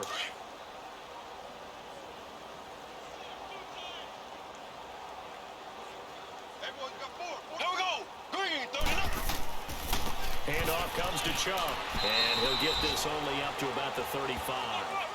Michael Kendricks, the linebacker, there to get him down. Tough day, tough sledding right there, and it's been that way the entire game. Not a whole lot of room to ramble for him. Yeah, you're right. It's been that way all afternoon. Didn't get a whole lot better there. There we go. Blue 45. They run it again with Chubb. And he'll bring it up here to right at the 40-yard line. Call it a gain of 5. 4th down now. Frustrating for a defense, energizing for an offense. Finding a way to create that type of yardage in your running game, That'll make the guys carrying the ball very, very happy. And now the punter, Tress Way, as he sends this one away. 35 yards that time on the punt. And the offense will take over with a new set of downs. They have gone to the fourth quarter, by the way, in that game in Cleveland. And it was the Browns that wound up winners in that one. Mitch Trubisky, 2 touchdown passes in the W. The fourth down run successful. Now they look to pay it off on first down. Down! Lady! Trying to shake off the interception from the last drive. He'll look to throw. That's complete. Middle of the field to Humphreys. Touchdown, Indianapolis. Adam Humphreys, his second touchdown on the season. And the Colts are able to cut into this lead. And yeah, that touchdown counts for their team, but I think it counts more for the fantasy guys, doesn't it? Yeah, it's just something maybe positive to look at on film, but this one's over, let's be honest. Yeah, I agree with you totally on that one.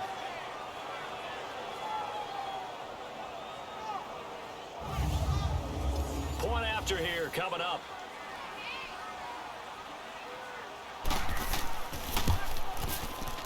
Extra point splits the uprights, and that will shave one more off this lead. And they're able to get the connection on a long touchdown pass, and that's one of the easiest drive summaries you'll ever see. One play, touchdown.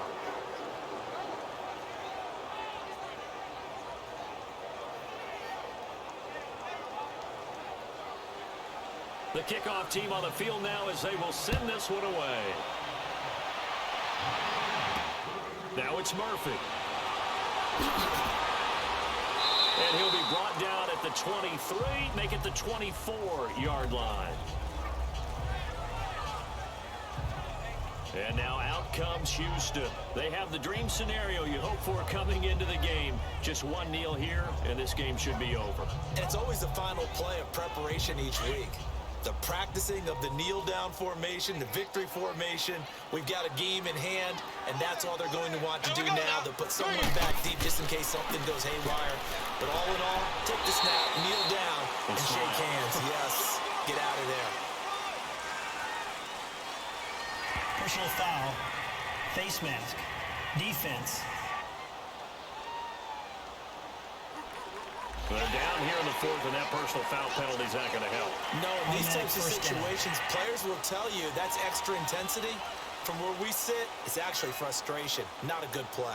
So the yellow flag came out, and that leads to a new set of downs for this offense. 1st and 10. Here we go. Green, 39. Following the penalty, Chubb.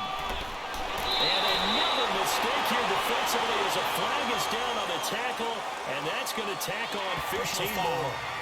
Face mask, defense. Well, we looked at each other right away. We knew that flag was coming out. And I always enjoy the conversation post, because officials always tell you, I don't want to throw the flag. But you caused the play. You did it. I had to. So the face mask puts them in even better shape than they were in, as they'll have a short field here on 1st and 10. Green, 39. A run for Nick Chubb, and he's going to get this one down to the 30. Just a yard on the pickup there, and it'll bring up a 2nd and 9.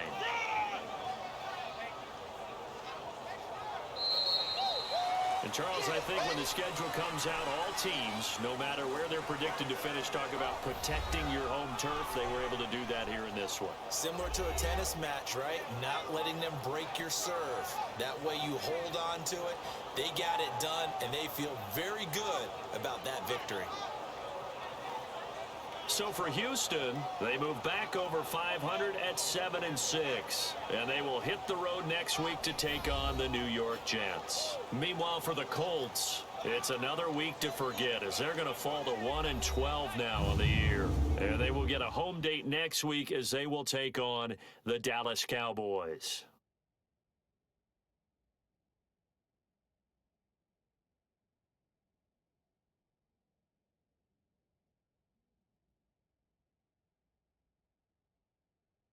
So that'll do it for us. For Charles Davis and all our crew, I'm Brandon Gaudin. You've been watching the NFL on EA Sports.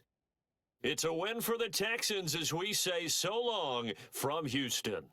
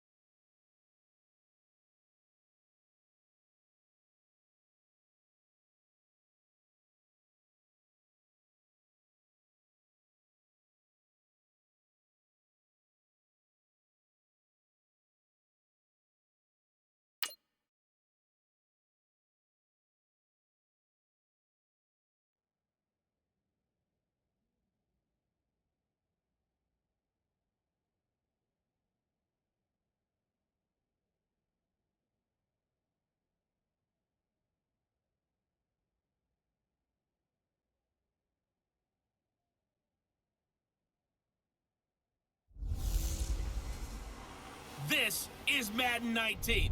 I'm the coach. You're locked into the NFL on EA Sports. On deck, we've got what should be a great matchup between the Detroit Lions and the Arizona Cardinals. With that, let's get out to the desert. Standing by in Glendale, here are Brandon Godden and Charles Davis. EA Sports coverage of the NFL takes us to the Valley of the Sun and State Farm Stadium here in Glendale. Nothing like the fanfare of introductions to an NFL game, and that was in evidence a moment ago. Fireworks, pyrotechnics, you name it. This crowd is ready as their guys get set to match up between the Detroit Lions and the Arizona Cardinals. With Charles Davis, I'm Brandon Godden. Charles, you look at this Cardinal team as they get ready here. They come in playing pretty good football, winners of 4 of their last 6 games. Meanwhile, for the Lions here, they come in off a loss last time out, but overall they've been playing well. 6 wins and 8 prior to that defeat.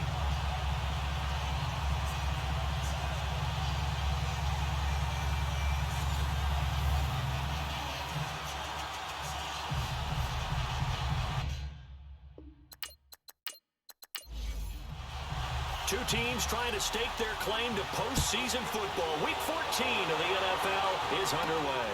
This is fielded at the goal line. And look at this. Right away, a loose football.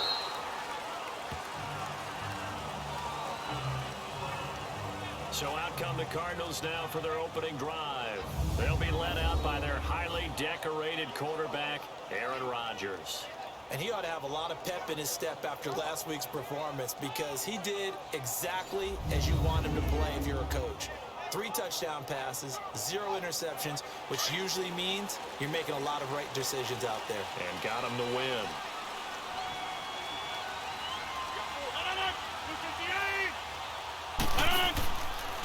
Here's Royce Freeman, the first carry for the rookie. And down he goes, but he takes it up to the 40. The numbers for Freeman a week ago. 18 carries, 63 yards, and a touchdown.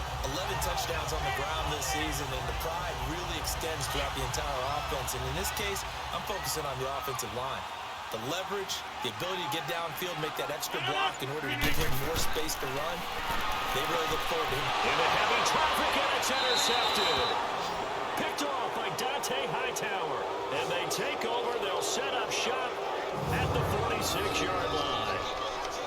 Certainly not how they envisioned ending their opening drive here in the first quarter. Too many ones in this play. First quarter, first drive, first interception thrown. And that last one, that hurts. Here's the Detroit offense now as they head back out onto the field.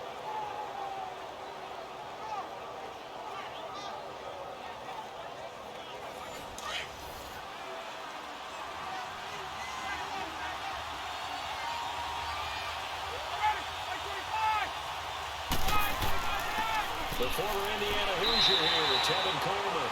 He doesn't find a ton of space following the display of quick feet down just inside the 45.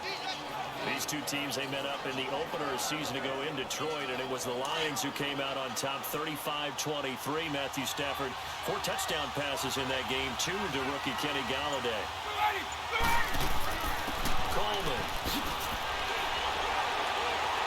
And he'll go down here at the 35-yard line. It's an 8-yard pickup and leads to a new set of downs.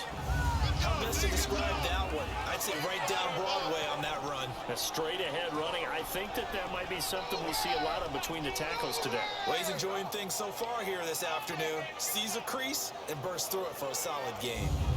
Ball up to the 35 now as they come up on 1st and 10.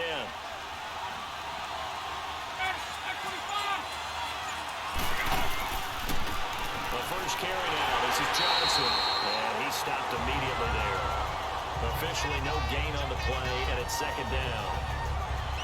All right, quick observation, Brandon, because early on in this game, I'm seeing linebackers point their noses close to the line of scrimmage. And my guess is the wheels are turning on that other sideline. As a play caller, you're filing that away right now, aren't you? Yeah, you're trying to find that opportunity later on when you can play action them or stick something to them between the 2nd and the 3rd level. And this is Ertz with it, right side. And he'll be a little shy of the 25 here at the 26-yard line. 8 yards on the completion, but now they face 3rd down.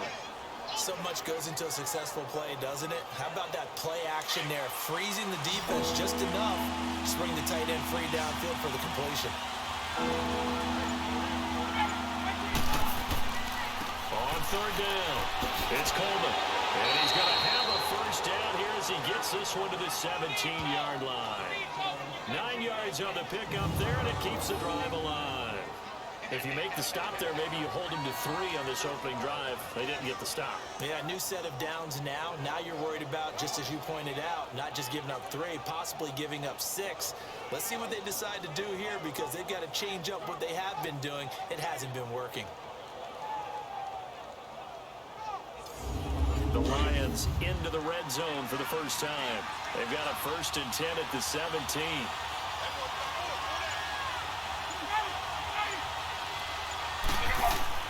They stay on the ground. This time it's Johnson. And he's eaten up at the line of scrimmage. Might have gotten a yard down to the 16. Sometimes play calls boil down to philosophy. You know you're facing one of the top 10 units against the run in the NFL. So do you decide to keep smashing against them, or do you decide to throw the ball here?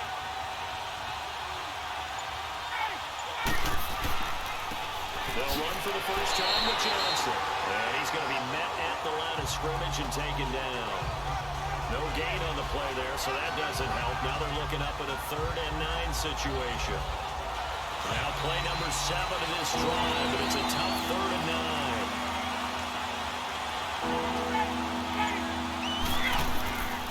From the gun, it's Ryan. Underneath for Johnson.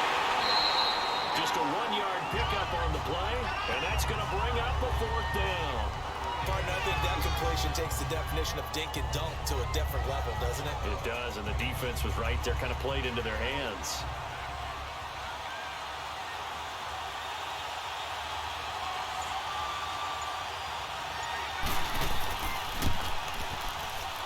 And Tucker's kick right there. It's good.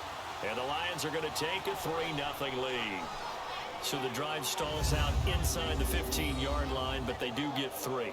And I've talked with enough players nowadays, and when they have these types of kicks, that no one says to their guy, hey, that's just like making an extra point, piece of cake. Because the extra point is not a piece of cake anymore. But kicking a field goal from that distance, just give him confidence and let him knock it through. That's fielded in the end zone. And no run back here. This will be a touchback, and it comes out to the 25-yard line. Cardinal offense coming back out. Let's give you a look at the playoff race now. This is into the weekend in the NFC. As of this moment, as pretty much everyone knows, they sit alone in that top spot. But nothing is guaranteed. They haven't even clinched the playoffs. So a good start, but a long way to go. And you know a blunt veteran inside their locker room has stood up at one point or another and said, you know all this means nothing so far. We've got to cover this, get it done. What do we want to be? It's like winning a title in August, right in preseason. Doesn't count. Let's go ahead and get this thing done. Dante Hightower on the stop. And the offense on the field for the first time today, and they were high-powered a week ago. And they're beginning to believe that they've established a groove. They expect those type of performances each and every week. Running it, throwing it, they're precise. Here's 2nd and 7 now from the 28.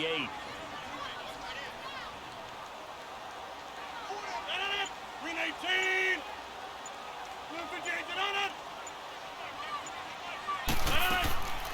On play action, now Rodgers. And the hit jarred it loose. It's incomplete. And the starting crew defensively for Detroit. I enjoy talking about and watching A.J. Boye play because when he was in Houston, he worked his way up from a nickel corner, sometimes a dime cornerback, all the way up to a starter. Now, his first Pro Bowl in 2017, this time with the Jacksonville Jaguars, after signing with them as a free agent, and had 6 interceptions, tied for 2nd in the NFL. I love his physical, aggressive style, always going for the football. And he's got it. A good pick up there, 26 yards. He's such a good route runner. Shows it there on 3rd down. Very proficient and a good pass. And you know what I've observed over the years in the NFL? The better a route runner you are, the more confidence your guy's going to have in you to go to you in important times because he can trust you being in the right spot, and they connected there and picked up a 1st down. So the ball moves into Lion territory now. Here's 1st and 10 at the 46.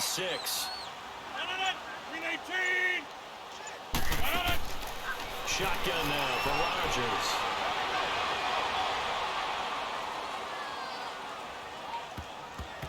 And almost intercepted. It would have been his 2nd pick of the game. Instead, it'll be 2nd down.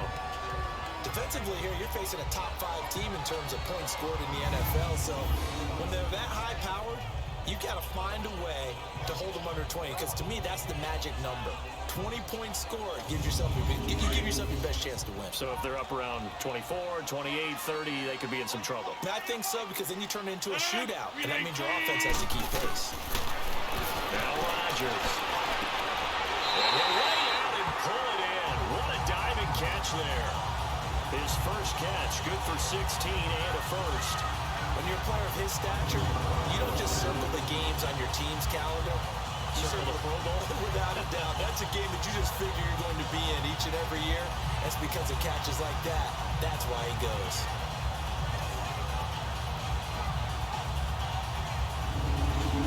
So 1st and 10 now from the 30.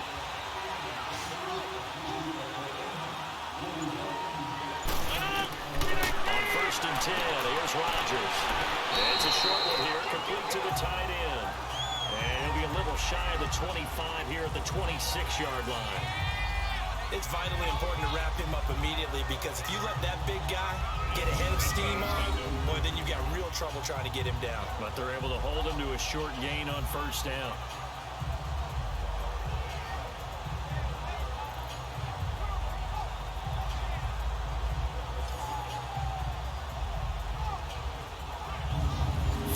On that last completion, so that sets up 2nd and 6.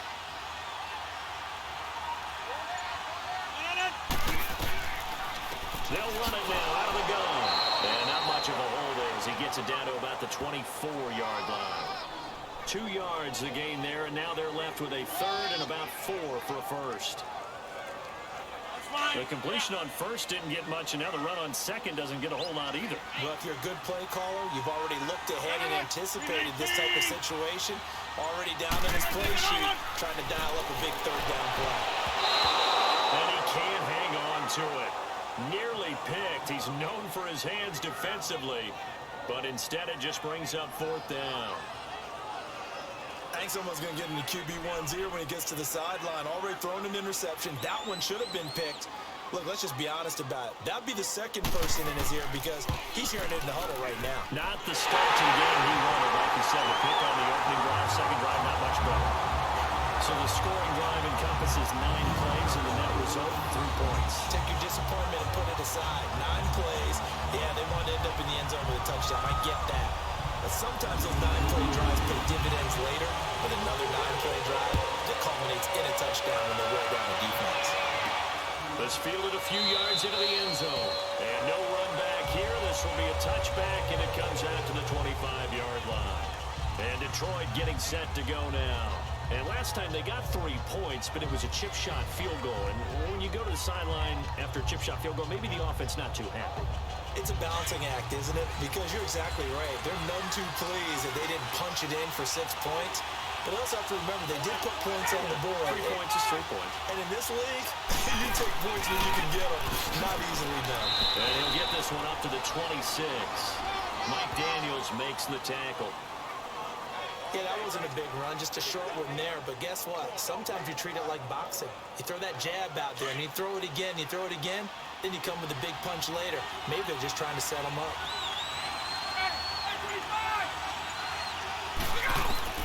On second down, here's Ryan.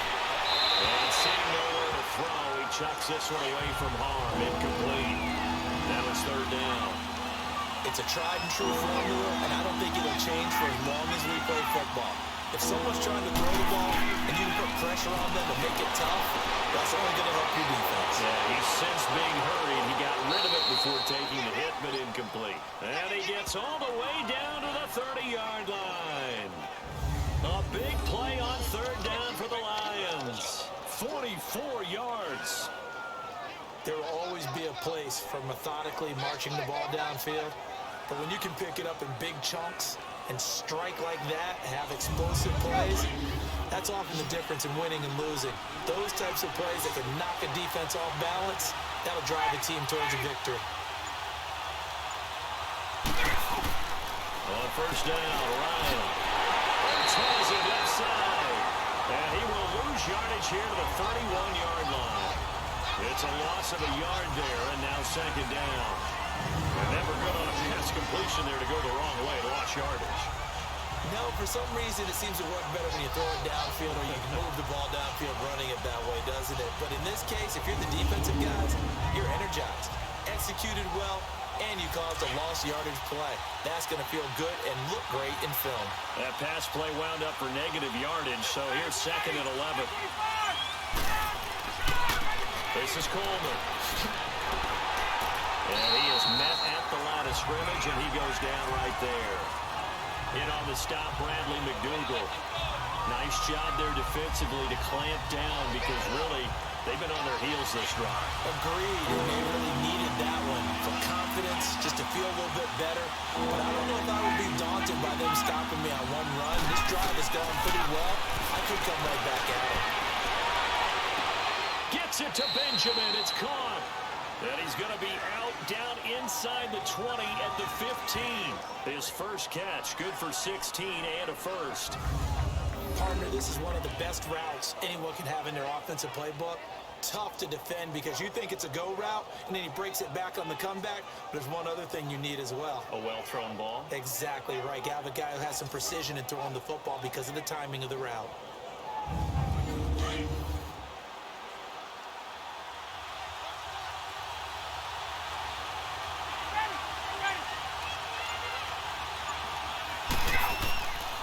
First down carry here for Johnson. And able to push his way forward here for a good little gain. It's a pickup of 4, and it'll bring up second down. On any running play that's called, they're always hoping that it's going to break big and go the distance. But when you get a nice game like that, you're able to do so many things anyway. You can come back and run essentially the same play again, continue to move the ball on the ground, or you can decide to throw the ball now because usually you have the defense back on its heels. Now it's Ryan. That is caught at the 7-yard line. That catch good for 5. It's third down.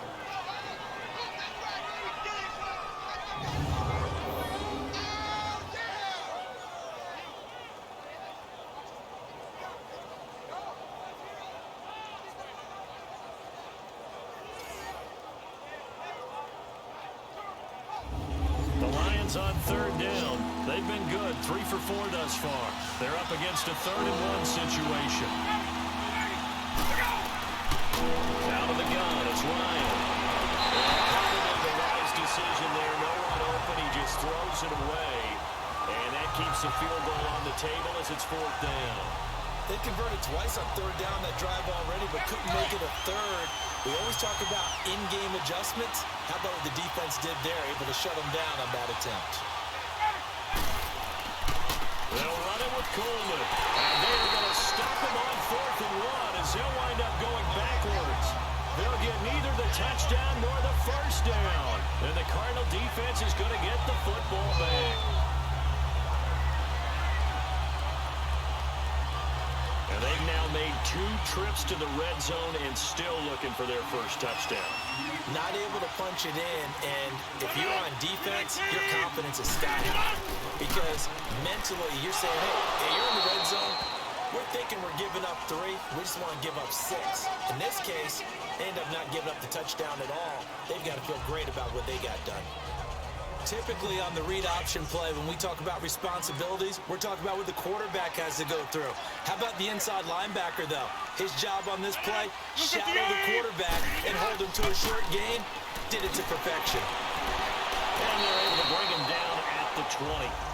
8 yards on the pickup there, and it moves the sticks.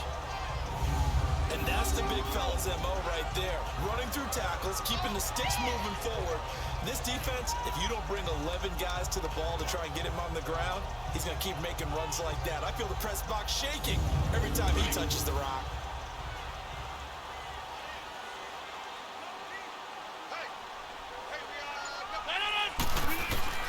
Throwing on first down is Rodgers. And he'll be out right at the 35. 15 yards through the air and a first down. All that practice time came to fruition on that play. All those timing routes that they work on through training camp, OTAs, minicamp, and just regular season, they got it done on that one. An outcut, ball was delivered, and picked up the completion.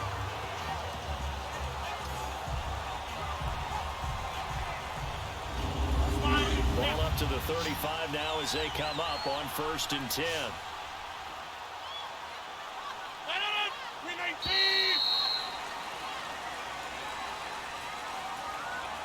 Now, prior to the snap, we hit all zeros as time has run out on the first quarter of play. 3-3 the score. EA Sports NFL Sunday returns following this. The NFL on EA Sports is fueled by Gatorade, the sports fuel company. Ready to go now in the second quarter. Brandon Gaudin, Charles Davis. It's the Cardinals in possession of the football, and they've got it here with a first down. This offense finding its legs now. Here's another 1st and 10. This is Freeman on 1st and 10. And they take him down, losing yardage back at the 27. That's going to go as a loss of a full 8 yards. And it sets him back for second down. I know that speed is the hallmark of today's NFL game, but the key to good rushing defense is still having your linebackers set the edge.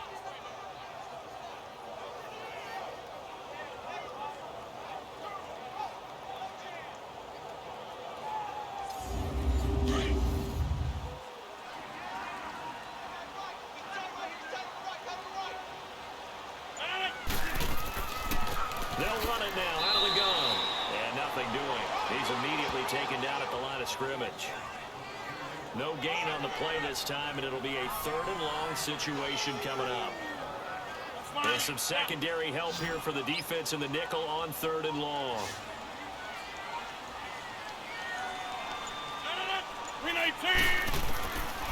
Working from the gun, Rodgers. He's going to air one out. And that's caught inside the 30. And all the way down to the 26. It's a big play on 3rd down for the Cardinals. 46 yards.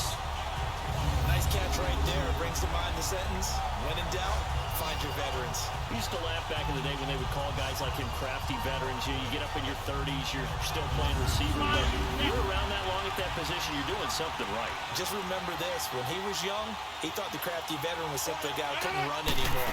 Now he understands a little bit better. Now a handoff. It's Freeman. And he's going to fight his way forward here for a modest gain. He'll get a nice chunk there on the first down run, and it's 2nd and 4. That play wasn't quite as big as the play that preceded it, but still, Gotta like the way they're moving the football, partner. Absolutely. Pretty good room to run on that last play. Yeah, they didn't get a first down, but still, you'll take runs like that each and every time, won't you? They'll run it now out of the gun. And he'll take this inside the 20 and down to the 18. A 3-yard pickup on 2nd and 4. Now they'll need to convert here on 3rd and a little more than a yard. That's some good tackling there to keep him short of that yellow line. Yeah, defensively, all I'm thinking is that on that play, get me to 3rd down. Get me into a position where I can make one more play and get my defense off the field. And they'll take this one in for the Arizona touchdown. Ted Ginn with touchdown number 8 on the year. And the Cardinals are in for 6. This has to be great for the psyche of this offense. Presented with bad field position, they didn't let it stop them. They rolled downfield and scored a touchdown. Now Greg Zuerlein on for the extra point.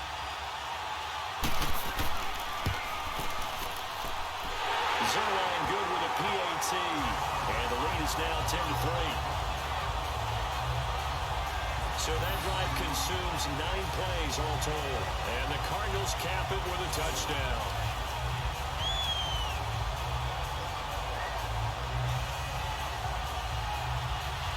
Zuerlein out now to kick this one away. That'll be taken in the end zone. And no run back here. This will be a touchback, and it comes out to the 25-yard line. Getting set for the next drive, the tight end, Zach Ertz. Well, he's within shouting distance of a 1,000-yard season. Going to need a pretty good finish, though, if he wants to reach that mark. Well, I like how you phrased it, partner. He is within shouting distance. If he stays on this pace, he's got a shot at it. But he needs a big game in there, right, to make sure that he gets it. So you know that during the week, in practice, and look, he asks for the ball all the time anyway. He's really going to ask for the ball and let his quarterback know he's open. Credit to tackle to Tano Passigno.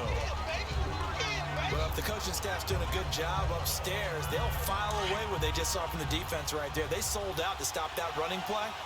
I'd say keep that in mind. They want to try that again, go play action, hit him over the top. Now Ryan. Got his man, Robbie Anderson. And he'll be taken down, but not before they work it across midfield. A really nice gain of 25 yards. One of the selling points of the in route is it gives the quarterback a really nice sight line to his receiver and almost on a direct shot, able to throw the ball into the middle of the field and have a great chance of success as they did on that play.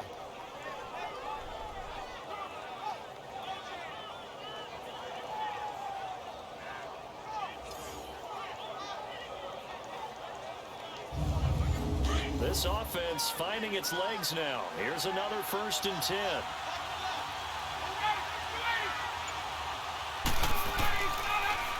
Here's Colvin. And able to push his way forward here for a good little gain. And give him 4 yards there. It'll be 2nd and 6. Tough running there. That's a hard-earned 4 yards. Yeah, those are the unsung kind of runs. They don't fill up the stat sheet, but they do set you up in good position on 2nd down.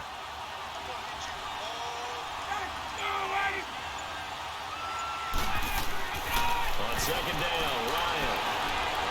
And he's just going to get rid of this thing. To no one here. He throws it away. And now it's 3rd.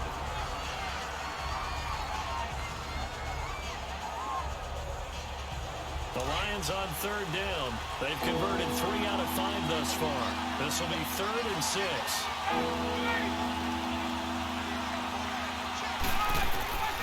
From the shotgun, Ryan. Benjamin with it over the middle. And he'll be brought down, it looks like right at the 40.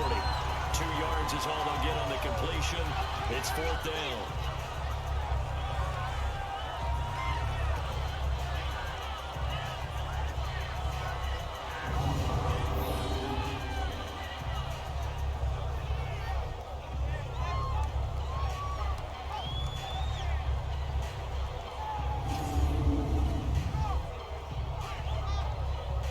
Now Justin Tucker. He has hit from 61 in his career, so he has the leg for this.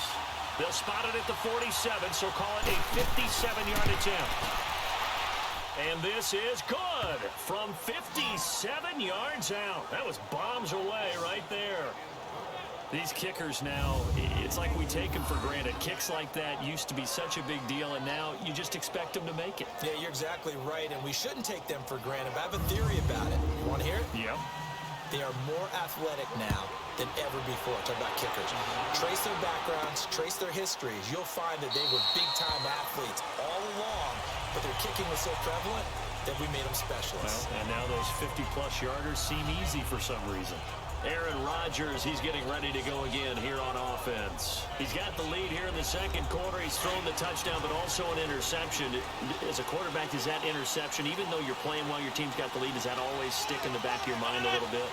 For the best ones, it just upsets them that they did that because they don't think there should be any blemishes on their record. They think that they're way better than that. So your confidence gets tested a little bit. Being able to go back out there, maybe throw another touchdown, that'll tamp that down in a big way. Yeah, because he's looked pretty good to this point. This is a little bit like baseball here. Strong up the middle. Both sides want to be that. In this case, the offense ended up winning the ultimate battle. And those big runs between the tackles, that's a little deflating for a defense, isn't it? It really is because that's where your strength's supposed to be. You're supposed to be in a spot where they can't make that yardage there. You're supposed to send them outside. Not in this case. So one play, and they're already just shy of midfield.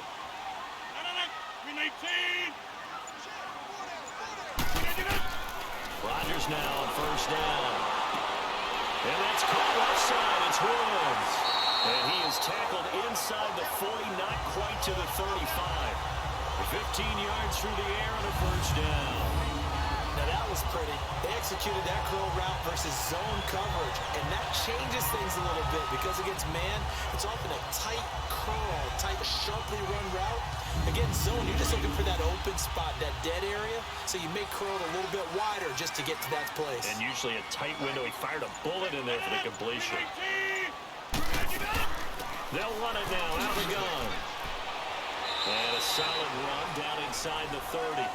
8 yards on the pickup, and now they'll have some options on second and short. This drive is turning to an extended one, and the guy carrying the ball, he's becoming more like a body blows guy. Every carry is putting some damage on the defense. So after a while, I'm not too sure how many guys are going to want to run up and tackle him.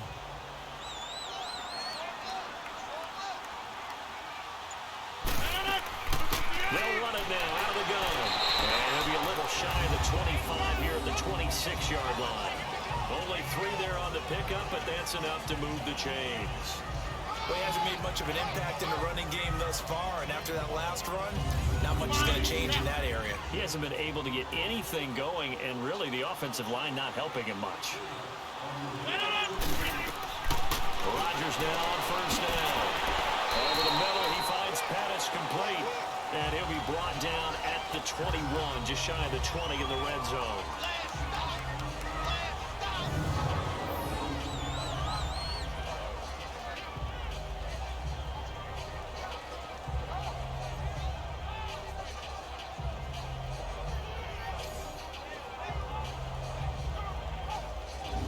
Second and 5 after the 5-yard completion on first down.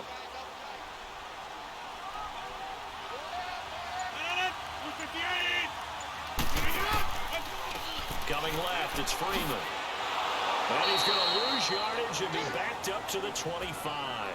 It'll be a loss of a full 3 yards there, and it also brings up third down.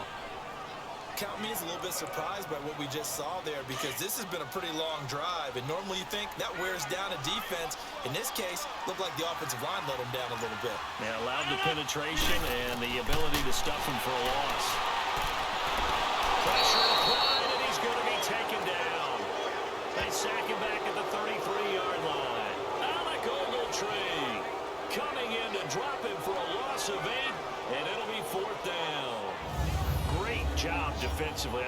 Trying to go through his progressions, find someone to get rid of the football. Before he knew it, he was on his back. So that just brings us right back to what you said in the beginning. A great job defensively. Nowhere to go with the football. That led to the sack.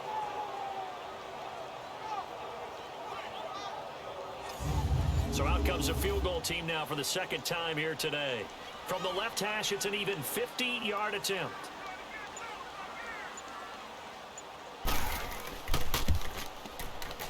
And Zerline's kick is good.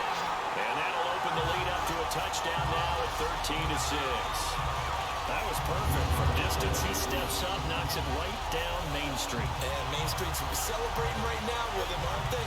I love the mechanics of the whole snap, hold, everything was right on target, and the blocking was perfect, and he executed so well. This is fielded a couple yards deep.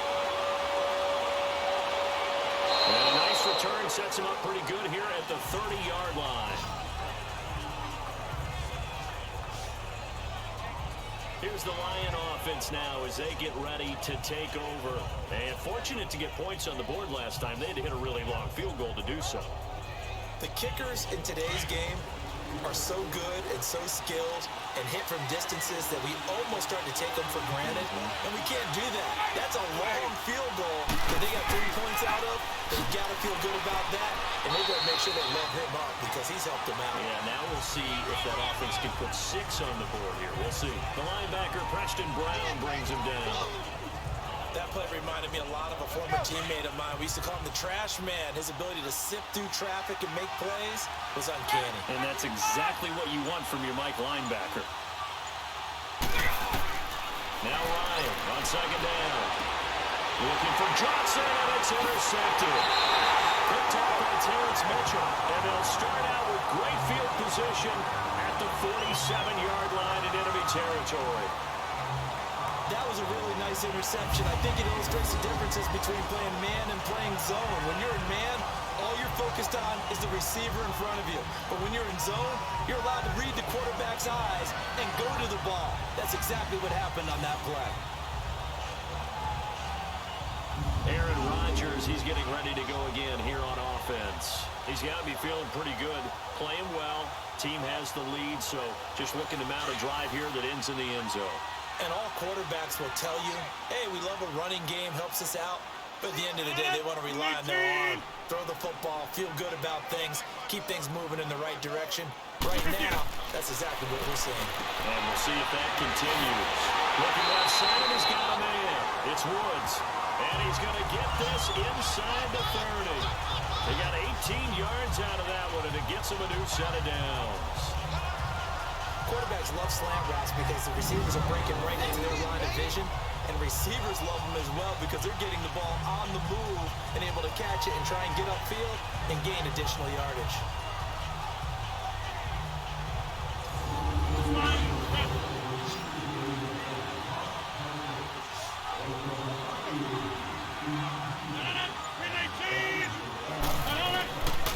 On first down, Rodgers.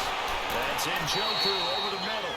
And they'll be inside the 25 now at the 24. A gain of 6 there on first. Let's just break this down and make it pretty simple.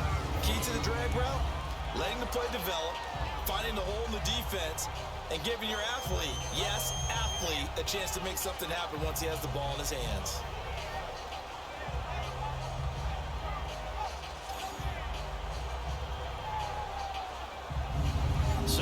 Was the pickup on the last completion, so here's 2nd and 4.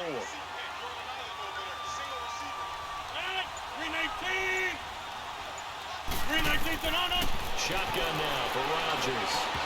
And his throw here's incomplete. That would have been a great catch, but it was real difficult to hold on to him because it was contested all the way. Would have been a great play if he'd been able to haul that one in. On third down, that's Allen. And he picks up the first down yardage as he takes it down to the 16. It's a 7-yard gain there, and it's good enough to move the chains.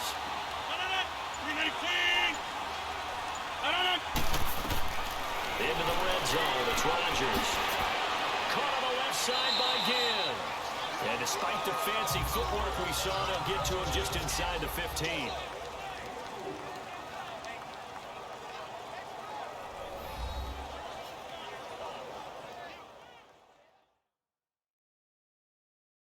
And we remind you, coming up at the half, we'll join who, Charles? The coach. The coach, Jonathan Coachman, standing by in Orlando. He'll have stats and scores from games in progress, as well as scores from earlier today. The coach. Sorry, we get slap happy up here sometimes. Rodgers to throw on second down. This is caught. That was brought down. a 1st and goal. Good route, good pickup for first down yardage, and that is a tough one to cover, the angle route, because a running back getting out of the backfield, if you're trying to cover that, especially if you're in the linebacker spot, and you're seeing this play develop, he heads out towards the flat first, and that often gets you to overcommit running in that direction. Then he cuts back up inside you into the middle of the field. That's what we just saw there for a nice pickup. They've made goal line offense a priority on the practice field this week. This is exactly the situation they've been prepping for. From the gun, it's Rodgers. He's got his man. It's caught in the end zone. Touchdown, Arizona. Ted Ginn with his 2nd touchdown here in this first half. And the Cardinals now adding on to their lead. He's having a nice little first half here, partner. And it's a first half that leaves us anticipating what can still come. I mean, 2 touchdowns already here through the 2nd quarter. There could be plenty more before this game is over. Zerline connects on the extra point, and the lead now up to 14. So that drives 7 plays in length, and it winds up in a touchdown for Arizona.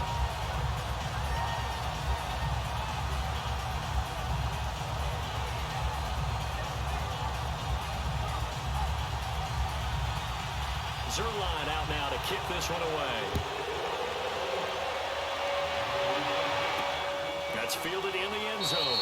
And no run back here. This will be a touchback, and it comes out to the 25-yard line. And Detroit getting set to go now.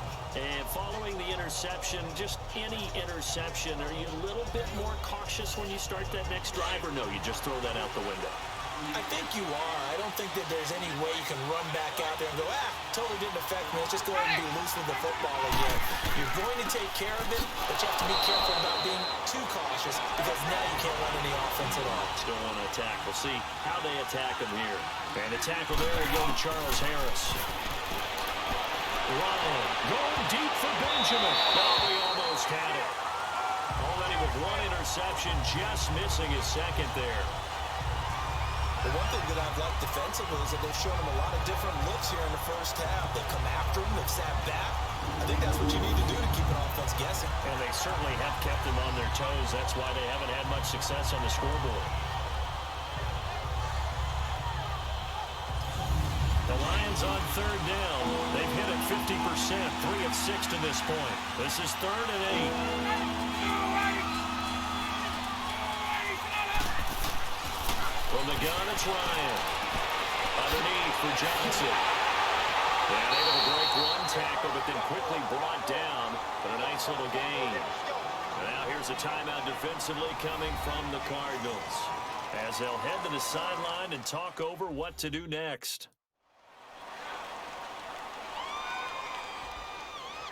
The defense, they got a little bit of a breather. Now they're back and set as we resume play. They'll call that a 33-yard punt with no return. And the Cards will take over 1st and 10. Getting set to go again here, Robert Woods marches back onto the field. He's doing what he's capable of, having a solid game. Not the most amazing game. He's not over 100 yards, but a good game so far. And you just know that mentally, he feels like he's 1 catch away from turning it into a great game and starting on that road. And the defenders are well aware of that, too. They've got to figure out a way to not let that escalate. Keep him right in this zone here and call it a day, because otherwise, he can really decimate them. Better believe they are well aware of his playmaking ability. Now, the first play of the drive there is incomplete. Not sure what you're thinking here, partner, but I believe the officials have done a nice job here getting together and then coming out and indicating that there was a receiver in the area. Absolutely. He was in the area. Correct call made. No grounding. And he'll be tackled just past the 35 at the 36. Now hold everything here. We're going to get a timeout by the offense as they get the stoppage with a little over 50 seconds to go in the first half. And welcome back, the offensive unit. They took the timeout, and now they get set to line up as we resume action.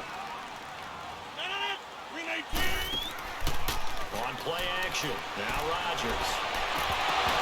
And the 3rd down pass falls incomplete. The positioning here is key. As a defensive back, you're taught 99% of the time, make a play on the football. But in this case, making a play on the man was all the difference. That's what forced the incompletion.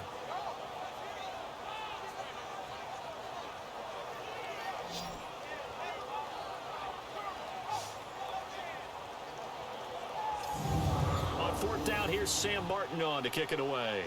Back deep, Travis Benjamin. He was only asked to punt once in the victory last week as he sends this one away. This is taken at about the 14. Well, he wasn't too far from breaking that. Officially, give him 15, and the Lions will take over. And Detroit getting set to go now. And what do you think goes on here in this situation? If you got the football, you're trailing, you're back in your own territory with just a little time. Do you try something? You're thinking about jump-starting your team, right? You just mentioned they're down. They're trying to get back into the game. But you got to figure, if something goes wrong, you may have put yourself in a spot where you may not be able to come back in the second half. Managing risk, this is a big decision here. Throwing to start the drive, but that one incomplete. And nobody was open downfield there. Looked like a pretty clear throwaway. Yeah, definitely was that. I'm wondering why there wasn't intentional grounding. I know they're saying there's a receiver there in the area. Those down quarterbacks, they get away with everything. Spoken like a true defensive back. Mr. Davis. Did that come out? It did. Now whistles come in. We're going to get a timeout here by the offense as they get it right at the 32nd mark of this first half.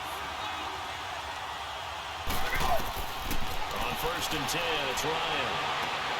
It's complete right side to Benjamin.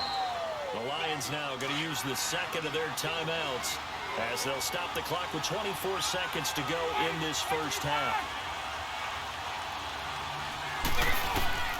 On 1st down, Ryan. Dumping it off for Johnson. And he'll get it down here to the 43. Give him 2 yards on that play, and it'll bring up a second down. So 2nd and 8 here after the pass play for 2 yards on 1st down. They'll run it now. How are we going? And that didn't fool anybody. He's going to be dropped in the backfield. So we reach halftime here in Glendale with the Cardinals on top. As now we send you out to Orlando and hook back up with Jonathan Coachman for our EA Sports Halftime Report. All right, Brandon, we'll get back to you and Charles in a bit. But first, let's get to some of these scores around the NFL here in a busy Week 14. We'll begin our tour up at First Energy Stadium in Cleveland, where you see the final score there. Mitchell Trubisky, 2 touchdown passes as his guys remain unbeaten.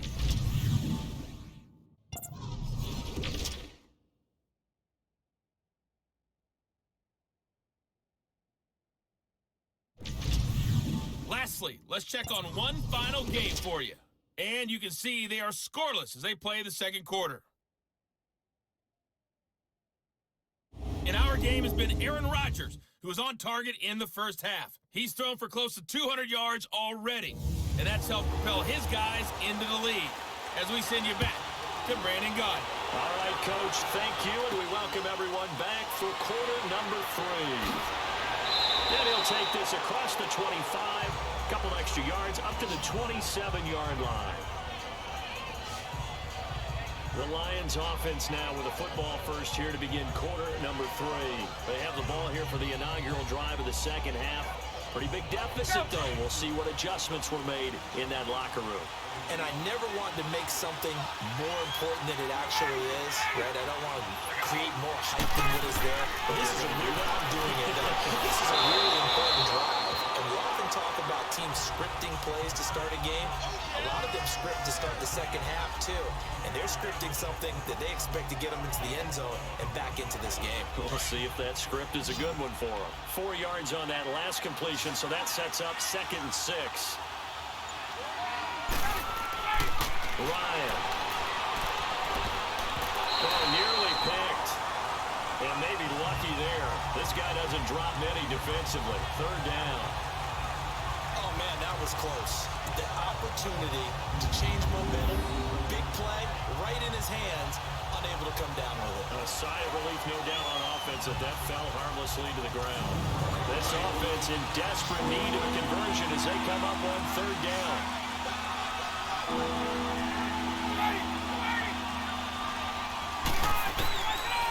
third down, Ryan. And he connects with Ertz. And he'll have it past midfield almost to the 40 before being taken down. They give him 27 yards on the third down conversion. And there's a completion to the tight end. And look at the size of these players nowadays. At that spot, 6'4", 6'5", and up. A lot of guys used to be basketball players, somehow came back to football. That's really good for the game of football. You're getting better athleticism, great hand-eye coordination, guys who know how to control their bodies when they run their routes. So into Cardinal territory now. It's 1st and 10 at the 42-yard line. Coleman now. And he'll take this one down to about the 40. 4 yards on the pickup there, and it'll be second down. It's interesting going into this game. There was so much talk from both sides about who would control the line of scrimmage. I think we've seen who has it in this one so far. Well, they bottled him up. He's barely averaging over 3 yards a carry right now. On second down, Johnson. And a short gain there down to the 37-yard line. 3 yards on the pickup. That's going to set up an interesting third and about 4 to go. Oftentimes we play an offense for their variety of being able to hit people with the run in the pass. But in this game, I don't know what we're seeing from the safeties. They are all over the field. Doesn't matter if they threw it or if they're trying to run it. I don't think we've ever awarded an MVU, most valuable unit, but you're right. It might go to them in this game. I like that. MVU. Well done. One of the advantages of zone defense, as I remember it, is being able to see the play develop in front of you. One of the disadvantages, when they find those levels where they can hit you with it, sometimes behind the corner and in front of the safety, it makes it tough to defend. And they'll run it here. And only able to muster a couple down to about the 27. Well, he's looking for some running room, and there wasn't a whole lot of it there on that play. I think he was lucky to get a couple yards out of it. So those defenders, they were rallying to the football pretty quickly.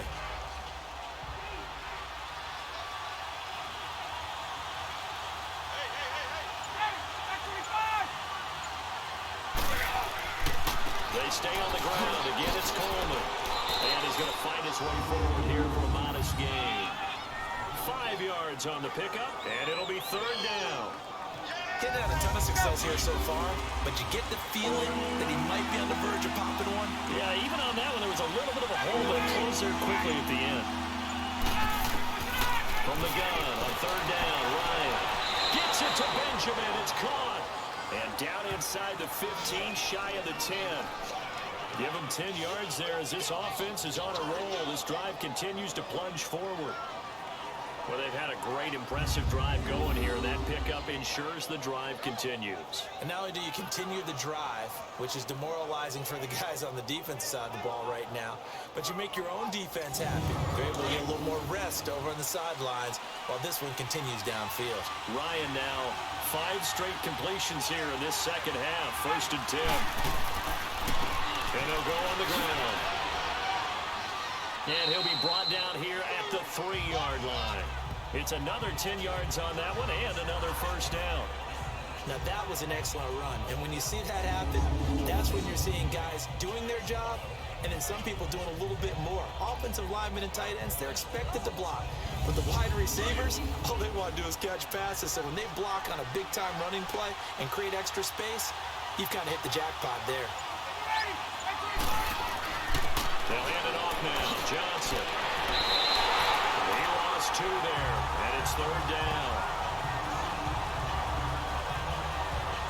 We all have habits. We can be somewhat predictable, and you know me pretty well on second down and short. What I like to see. Play action. Yeah, without a doubt, I thought that was a great spot to call it.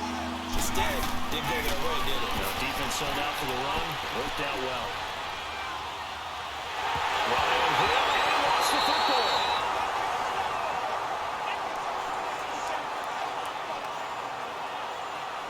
So they escape, so to speak, maintaining the football. Defensively, though, opportunity miss. It definitely was, because that's all defenses talk about. Getting the football and either advancing it the other way or just getting possession and turning it over to their offense.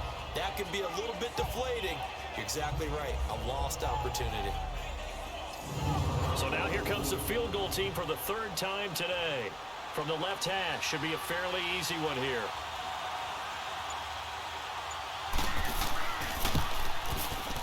And Tucker's kick right there. It's good. And high fives for that one as that drive ends in 3. So that one is his third of the game. Now, if you're wondering, that's only halfway to his career high, as he once had 6 field goals. Brandon, 6? Let's hope we don't get that again, please. Can we see a few touchdowns here and there? That'd be nice. This is fielded at the goal line. And he'll take this across the 25, couple extra yards, up to the 27-yard line.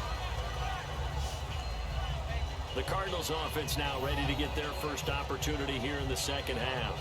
The third quarter has not been kind to them after they built that lead at intermission. They've seen that lead shrink. And how much of that is simply execution? How much of that is maybe you lose your edge a little bit because you got a lead?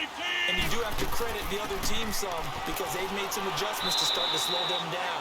Can they find those counters now? Those extra plays or plays they haven't run that'll be effective and get them back moving again? They'll be looking for something here, anything to seize that momentum back.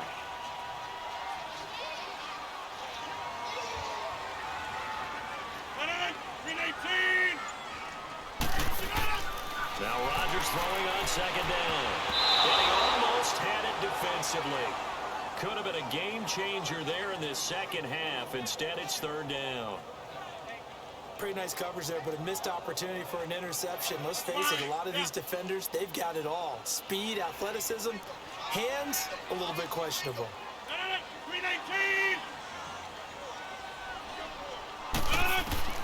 From the gun on third down, Rodgers airing it out deep for Woods. And incomplete. He can't hang on. Would have been a nice catch. Instead, it brings up a fourth down. It's always a goal, and it's really nice defensively when you can rally to the football and make sure there's enough contact to force an incompletion. Force an incompletion and force another punt.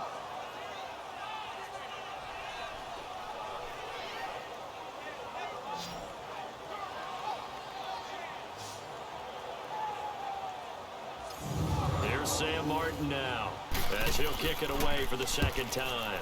He gets this one away, and boy, it's another boomer. Now Benjamin. Oh, look at that. Good turn. A very nice job on the run back there. He'll get 23 yards all told. And possession will switch hands, 1st and 10. And Detroit getting set to go now. And they had 3 points last time, but they didn't want 3 points because they were well within range of scoring a touchdown. We'll see if they can do better now. I'm with you on that one. Let's just go ahead and be frank about the whole thing. The only one happy about the 3-point kicker. Exactly. You put it through the post. That's going to help him with contract time. But that offense, they're thinking, let's get in the end zone this time. I don't know if that would help him with contract time. You could have kicked that one through. I don't know about that. Toe bash. I don't know about that. Super toe. That's a good way to start the drive. 17 yards and a first down. Nice play call, a little bit of play action right there. If you can get those linebackers to freeze for just a split second, that's usually all the room you need in order to get it to your tight end. Ryan now 6 for 6 since coming back out of the locker room. It's 1st and 10. Here's Ryan. And he's got his favorite target yet again. It's complete. Give him a couple on the catch. It's 2nd and 8. Got to give credit where it's due. Really nice defense on that play. The pitch and catch was successful, but not any run after it.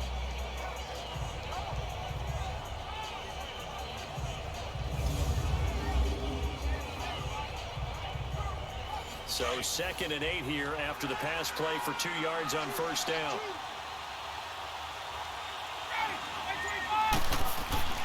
Now Ryan. And this one complete to Jermaine Gresham.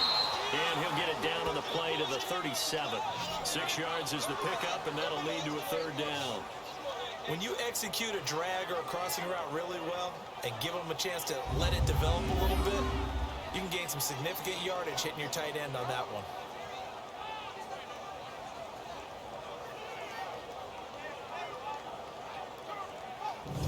This offense in desperate need of a conversion as they come up on third down.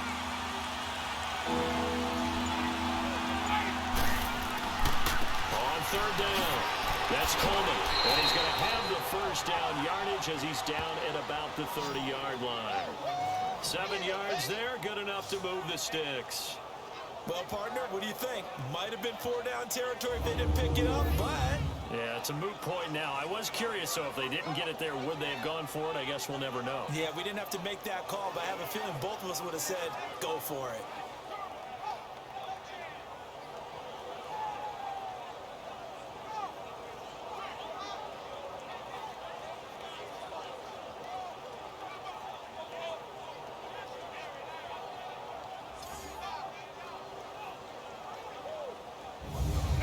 So 1st and 10 now from the 30.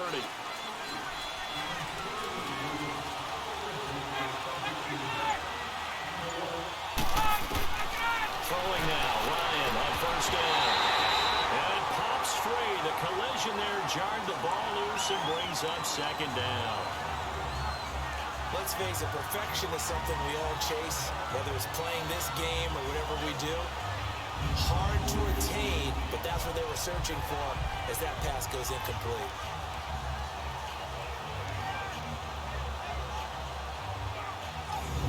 Ball on the 30 as they come up 2nd and 10.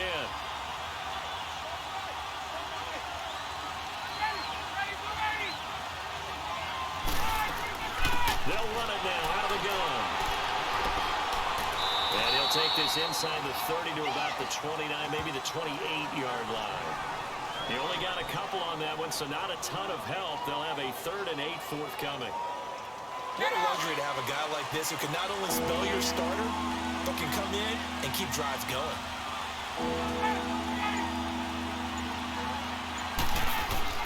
On 3rd down, Ryan. Caught on the left side by Benjamin. And down inside the 15, shy of the 10. That'll give him 60 yards receiving now as he's got a 1st down.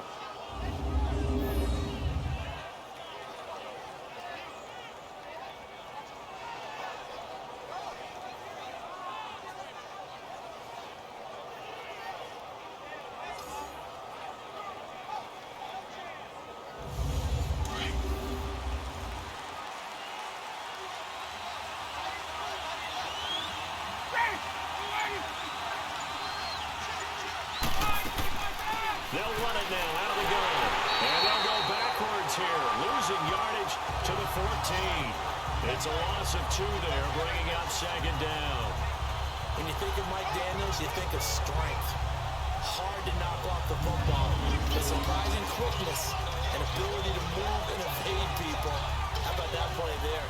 Well, he can squat 600 pounds, so that's how he caught people's attention coming into the league, and he caught our attention right there. A rare misstep on that last play because the drive has been strong, but now it's 2nd and 12.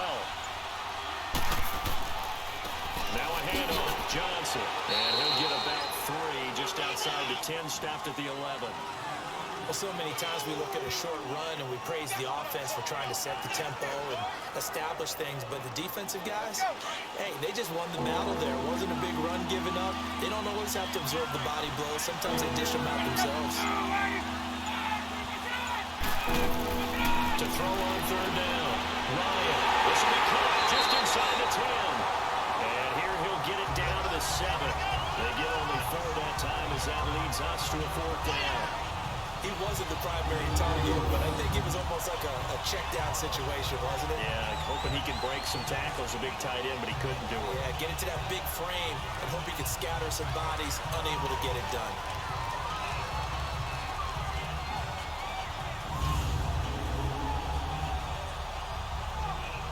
So out comes the field goal team once more.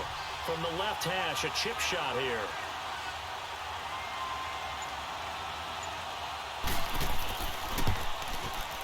And Tucker's kick right there. It's good. And the drive will wind up yielding 3. It can be a thankless job sometimes to be a kicker, but they're thanking him right now. That's now 4 field goals. He's kept him in the game. He sure has, and that offense has got to find its rhythm because I'm not sure that just kicking field goals is going to allow them to win this game. This will be taken to the back of the end zone. And no run back here. This will be a touchback, and it comes out to the 25-yard line. Arizona getting ready to go as they take the field. They had that first half lead, but they have been shut down here in this third quarter, so time to retool a bit. And probably need to tap into that emotional vein that gets them back to really playing hard and effectively. Because a lot of times we think it's just play calls and this isn't working and they're shutting them down. Sometimes when you get a lead, you lose your edge. You don't play quite as hard. That's what they're looking for here. Trying to get that edge back as they watch this lead shrink a little. 10 yards there to start the drive and just enough by about the length of the football for a first down. He's certainly been a huge factor in this when he's got the 2 touchdowns to his credit. Now they look to him again. He picks up the first. Yeah, I can hear everyone saying, well, why don't you cover him, double him, triple him, do what you have to do. But sometimes they get locked into such a groove and such a connection, it doesn't matter how many guys are in his area. He certainly looks to be in that groove right now.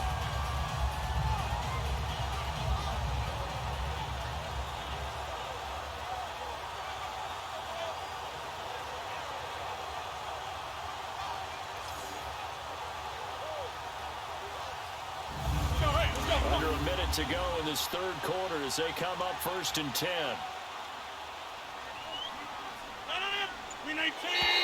And now whistles and a flag, and I think we got a jump here. Encroachment, defense. A free 5 yards as the defense jumps. I know it's an anticipation game for them, but it's also a reaction game, and they reacted poorly on that one. So a 1st and 5 now after the 5-yard penalty from the neutral zone infraction. 319! 319! Working from the gun, Rodgers. It's a short one here, complete to his tight end. And he'll go down right around the 47 this time. It's a pickup of 6 and good enough to move the chains. Many different ways to create space, but on that play, he did it with that big, wide body of his. Didn't get a whole lot of yardage on the play, but it did what it was supposed to. Pick up a first down.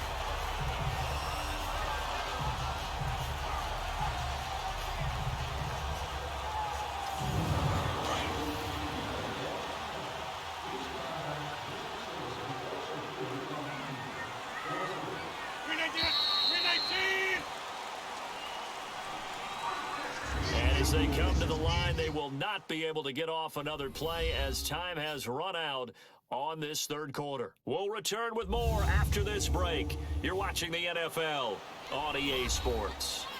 Welcome back to the desert. We're in Glendale. It's Cardinal football. They're also out in front of the scoreboard as we get set for the fourth. 319! Rodgers now on first down. Over the middle, he finds Pettis complete. Showed the nice footwork and then hit and dropped shy of the 45. 7 yards, the pickup on the pitch and catch.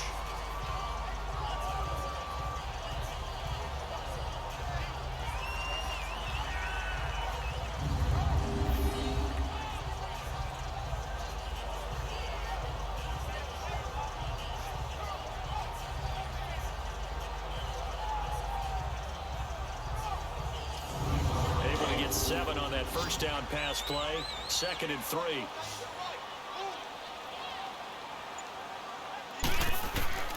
Again, they'll throw with Rodgers. Got a man over the middle. It's Woods. And he gets this inside the 35-yard line. 12 yards there as they keep this drive rolling. It's another first down. These guys are running offense like you drive. The pedal is down, stomped down. How about that? Back-to-back completions. They are rolling. So much for being conservative and running that football. Rodgers now 6 for 6 since coming back out of the locker room. It's 1st and 10. They'll run it now out of the gun. He is into the end zone. Touchdown, Arizona. Buck Allen, his 4th touchdown on the year. And the Cardinals will extend their lead. Well, Parker, that was another explosive run, and one thing I've learned in our time in this game, yes, the offensive line has to get a lot of credit, but for big runs to occur, the wide receivers have to block well downfield. And then you have to have a good guy carrying the ball too, right? Oh, without a doubt, you need that difference maker lugging the rock. Now Zerline on to add the extra point.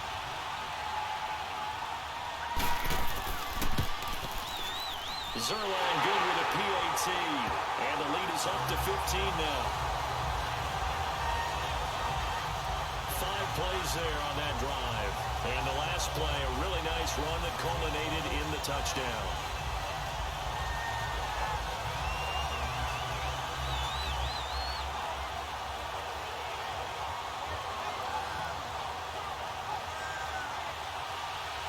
Zerline out now to kick this one away. This is fielded a couple yards deep. Now a hit and a loose football. And they're going to take over right there at the 22-yard line. Oftentimes when we talk about piling on in any subject, it's a negative. In this case, for this team, it's a real positive. Just scored. Now they go down, knock the ball free, get it back. They got a chance to really increase their lead and put themselves in the driver's seat. On the other side, a little insult added to the injury. They're in a bad spot.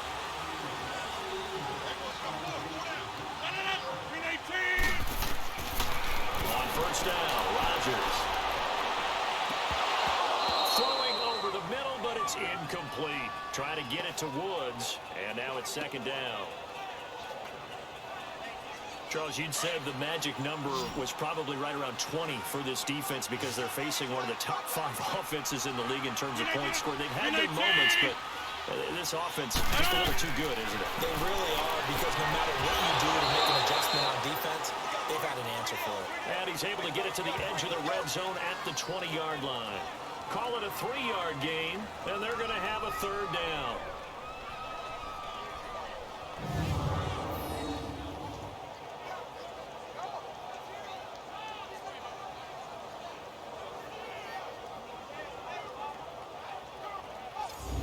The Cardinals on third down. They're at 50%, 4 for 8. This is 3rd and 7. They'll run it now out of the gun. Allen hit. He lost the football.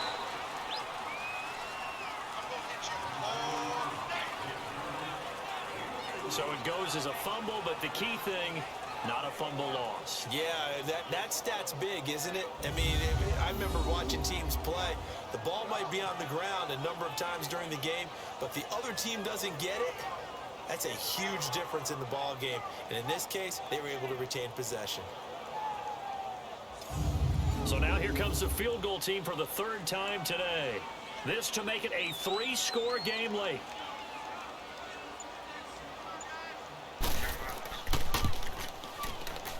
And Zerline's kick is good. And that will make this now an 18-point ball game. So he remains perfect, 3 for 3 in the field goal department. And it's so important for any offense to have an ace like him up their sleeve, isn't it? Because now you know what his range is, and as soon as your offense gets there, you're pretty much counting on 3 points going up on the board. This is fielded a couple yards deep. But he stopped where he ultimately would have been, and he's simply taken a knee, and that's the 25-yard line. The Lions offense, they get ready to head back onto the field. And tough to win games if you're going field goal, field goal, field goal here. They got field goal last time. Now they'll be looking for a touchdown. They're looking for the big chunk now because, as you noted, the field goal way of doing it makes it that much harder and puts more pressure on every possession for you now. Go ahead and get 6 and feel a lot more comfortable about the position they're in. Bigger chunks. We'll see if they can get the score. And he's going to be out up around the 45-yard line. And a nice gain at 21 yards. You cannot write these guys off just yet, not with a quarterback like that under center. You mean it actually crossed your mind with him running the team that you could actually maybe write this game off? Not yet. Not a chance. Not with him. We've seen it too many times.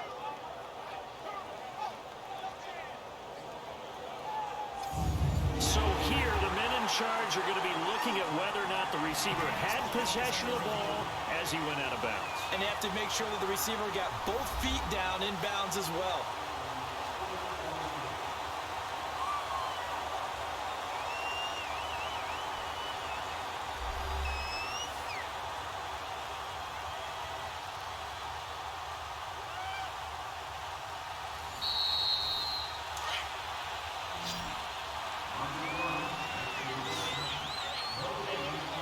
Well, he challenged the play. It did not pay off. And that means he lost a timeout in that challenge. And as a coach, you hate that. Don't know if you took the advice of the player, you threw it yourself, but it didn't go your way.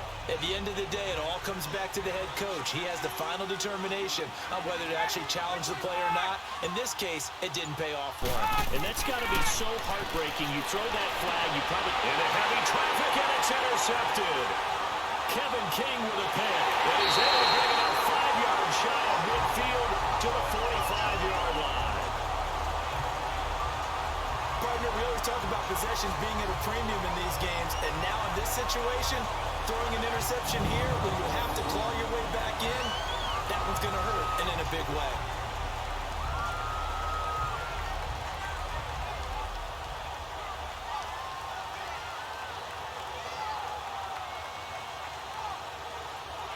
Now Aaron Rodgers and the offense heading back onto the field. And the stats on the screen tell the story. A great start. This defense, they made some good adjustments, though. He's fallen off since. Have to like what they did at the half, but you also have to like the fact that they hung in there. Despite the fact they had a tough first half, he was locked in, right? Rocking and rolling. They came out, made their adjustments, got their confidence back. Now they're causing them all sorts of trouble. Derek Wolfe there on the tackle. Partner, you know I love to point out when teams break tendency and do something a little bit different from the norm. But when you run the ball in the first play of the drive, that's not a tendency breaker at all. That's just trying to establish yourself as you move forward. Back to the ground, this time with Freeman.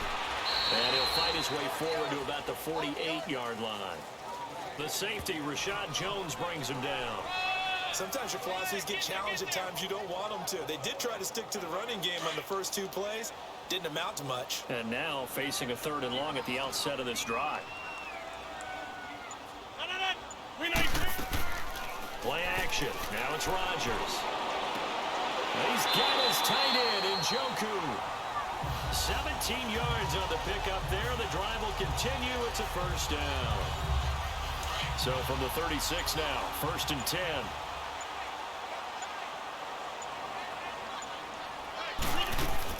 They'll run it now out of the gun. And he stopped immediately there.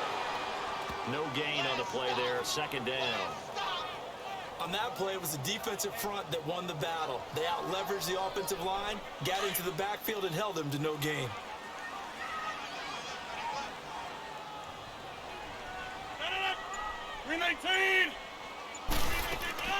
They'll run it now out of the gun. And they'll get this one to about the 20-yard line. That one good for 16, and the drive will continue. Starting to become a tough spot for this defense. You're down 4th quarter, looking a little fatigued maybe on that side of the ball. Partner, we've seen this before, haven't we? Because every coach we've ever talked to says body language is important. And now you're seeing guys with their hands on their hips, they're bent over, hands on their knees. And the offensive guys are just saying, let's just keep... And he is in the end zone. Touchdown, Arizona. Dante Pettis, his 6th touchdown of the season. And the Cardinals now adding on to their lead. They are still throwing with a comfortable lead here late, and now that lead even more comfortable. And your first thought is there bad blood that went into this one ahead of time, that maybe they're seeking some revenge or they just don't like them? But the other thing that always hits me is, are they worried about playoff positioning, right? Are they worried about, do you need enough points in case there's a tiebreaker that comes into play later? Zerline connects on the extra point, and they open the lead up now to 25.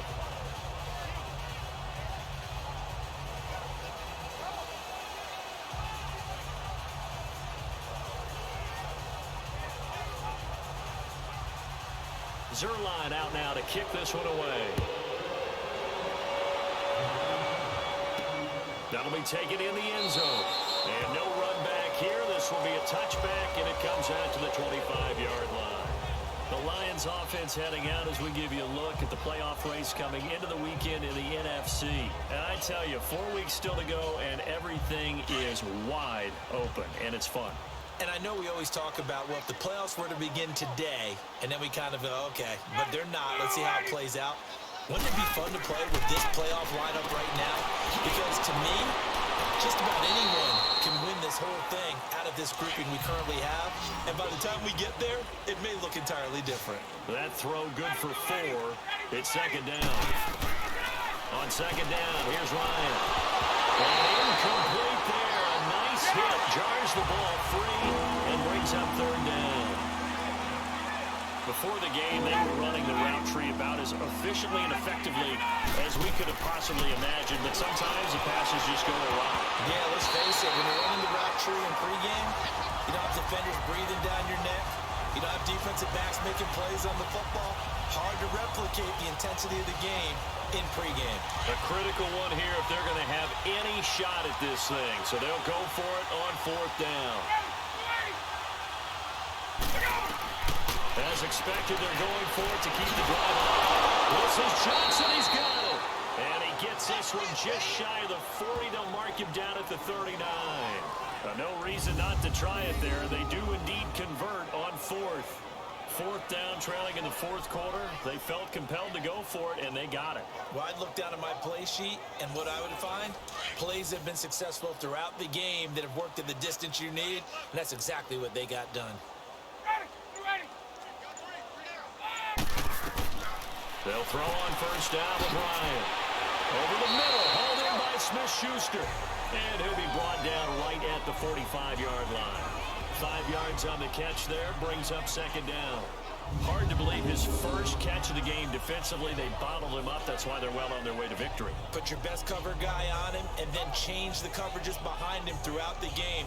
Brackets, double, zone, man, you name it. Make sure he gets a lot of angles. Get up! 2nd and 5 after the 5-yard completion on first down.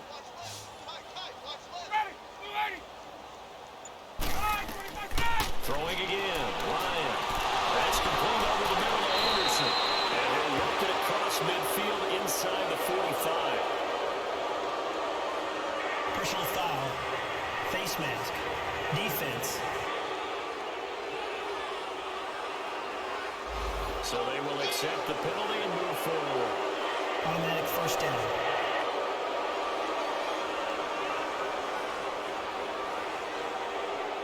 Now it's 1st and 10. A big mistake, especially when you factor in the personal foul yardage. Now Ryan on first down. And that is caught by Ardarius Stewart. Great footwork, but still wrangled down before reaching the 20. A gain of 6 there on first. One thing I think that's safe to say defensively, the tackling's been really good. And because of that, it's been very, very hard for them to move the ball because you're not getting the benefits of run after catch. You're tackling them almost on the spot. That means you have to run extra plays, harder to move it. First target, first catch, and a first down. And with that last play, he's now up over that 300-yard mark. And in today's NFL, it almost feels routine. And I hate that when you talk about a 300-yard passing game. To me, 300 yards still signifies excellence, and he's achieved that in his performance. And the head coach reaches for the red flag, tosses it down on the field. He wants a challenge here.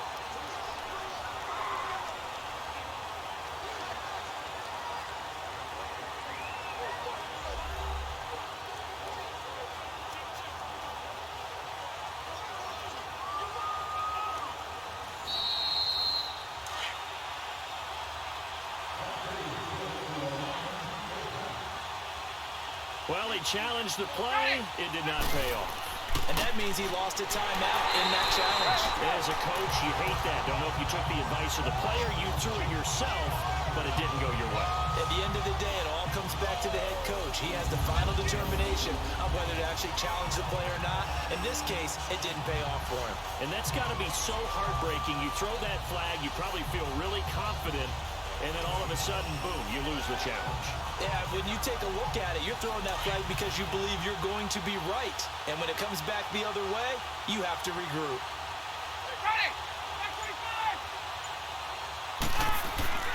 They give it to him running left. And only about a yard there as he takes it from the 9 to the 8. Partner, I know we're in a goal-to-go situation, but my goodness, think about running the ball here. Not even a thought, is it? Defensively, they're in a prime spot. And I think the defensive guys are probably expressing themselves to them as well. I wouldn't run it here, guys. You might want to try throwing it. Now Ryan. Underneath for Johnson. And here he'll get it down to the 7. A great job to hold him to just a yard there. Now it's 4th and goal. Completed pass, brings up a fourth down situation. Do you play analytics on this one? Well, what do your analytics tell you about going for it here? I wonder what they would say. They tell me you're down by this margin, fourth quarter, you're going. Now Justin Tucker's out to try the field goal from the right hash, and this one just a chippy.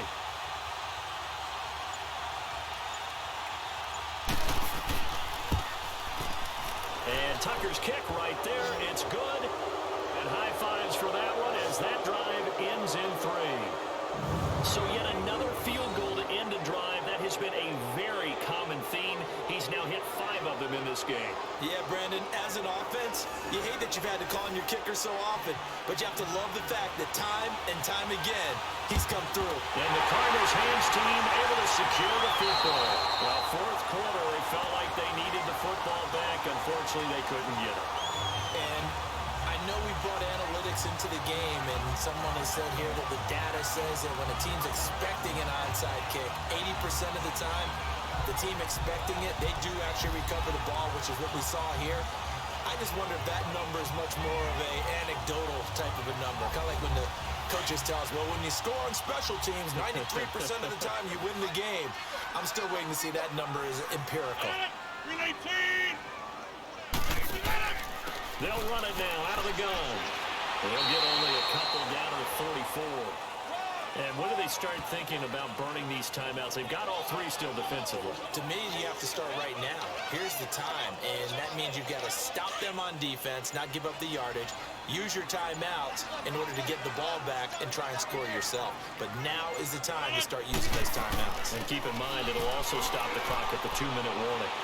And he gets this inside the 35-yard line. Give him 11 yards that time and a new set of downs. I've got an idea. Let's skip racing to the airport at the end of this game. Let's go to the post-game press conference. I have a feeling that the quarterback of this winning team is going to be giving a whole lot of credit to the running game and the offensive line. Yeah, I was just going to say the offensive line, yes, carrying the ball has been key, but those guys up front, they've made a lot of space. Time for a break.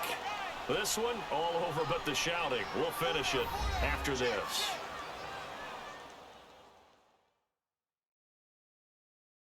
So the Cardinals, they've got the football here as we get you reset. And you'd have to figure they're just looking to burn these final 2 minutes away and get out of here with a victory. Not totally home free yet, but it's looking good as they come up 1st and 10. 319! 319! And now a 10th carry for Freeman. And he's going to take this one down to the 25. Give him 9 on the carry that time, and they're set up with a 2nd and 1. Well, partner, I know this type of running back. I mean, this size, this intensity usually gets better as the game goes on. I can just tell you from experience, the first few quarters, oh, you're eager. You come running up there, I'm going to tackle this guy. By the 4th quarter, you're coming up and thinking about it. And D-line wearing down 4th quarter. Yeah, that's not a guy they want to see consistently. Freeman again. And he'll go down here right around the 23-yard line. Only a gain of a yard, but that's all they needed, as that's going to move the chains. 2nd and 1 is often an invitation to take the big shot downfield. I bet the offensive lineman said, are you kidding? We just get on our backs and let's go get the 1st down. They love being physical.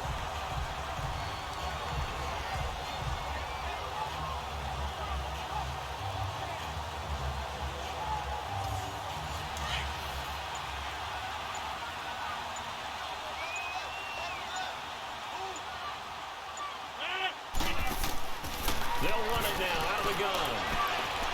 And down inside the 15, shy of the 10. 12 yards there as they move the chains. This defense, Charles, they have unraveled here in the 4th. In a sense, it's like they're being pressed like in a basketball game, and they just can't get the ball over half court. I mean, no matter what they do, they can't get off the field. They can't slow them down. They're just going up and down the field against them. Yeah, unraveling would be a perfect word for them. All runs on this drive so far. It's 1st and 10. 319! Well, I know it points in this when you wanted to close your eyes because of all the points that were being put on the scoreboard. You're a defensive guy, but it was a fun little track meet, wasn't it? It was, and you know the people who really enjoyed this game?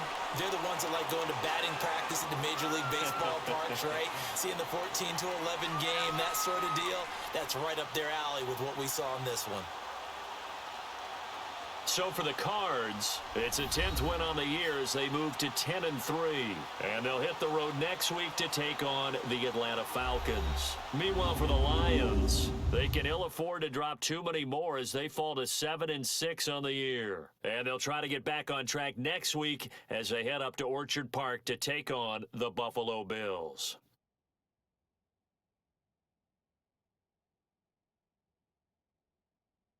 That'll do it for us. For Charles Davis and all our hardworking crew, I'm Brandon Gaudin. You've been watching the NFL on EA Sports. For more, find us on Twitter at EA Madden NFL. It's a win for the Cardinals as we say so long from Glendale.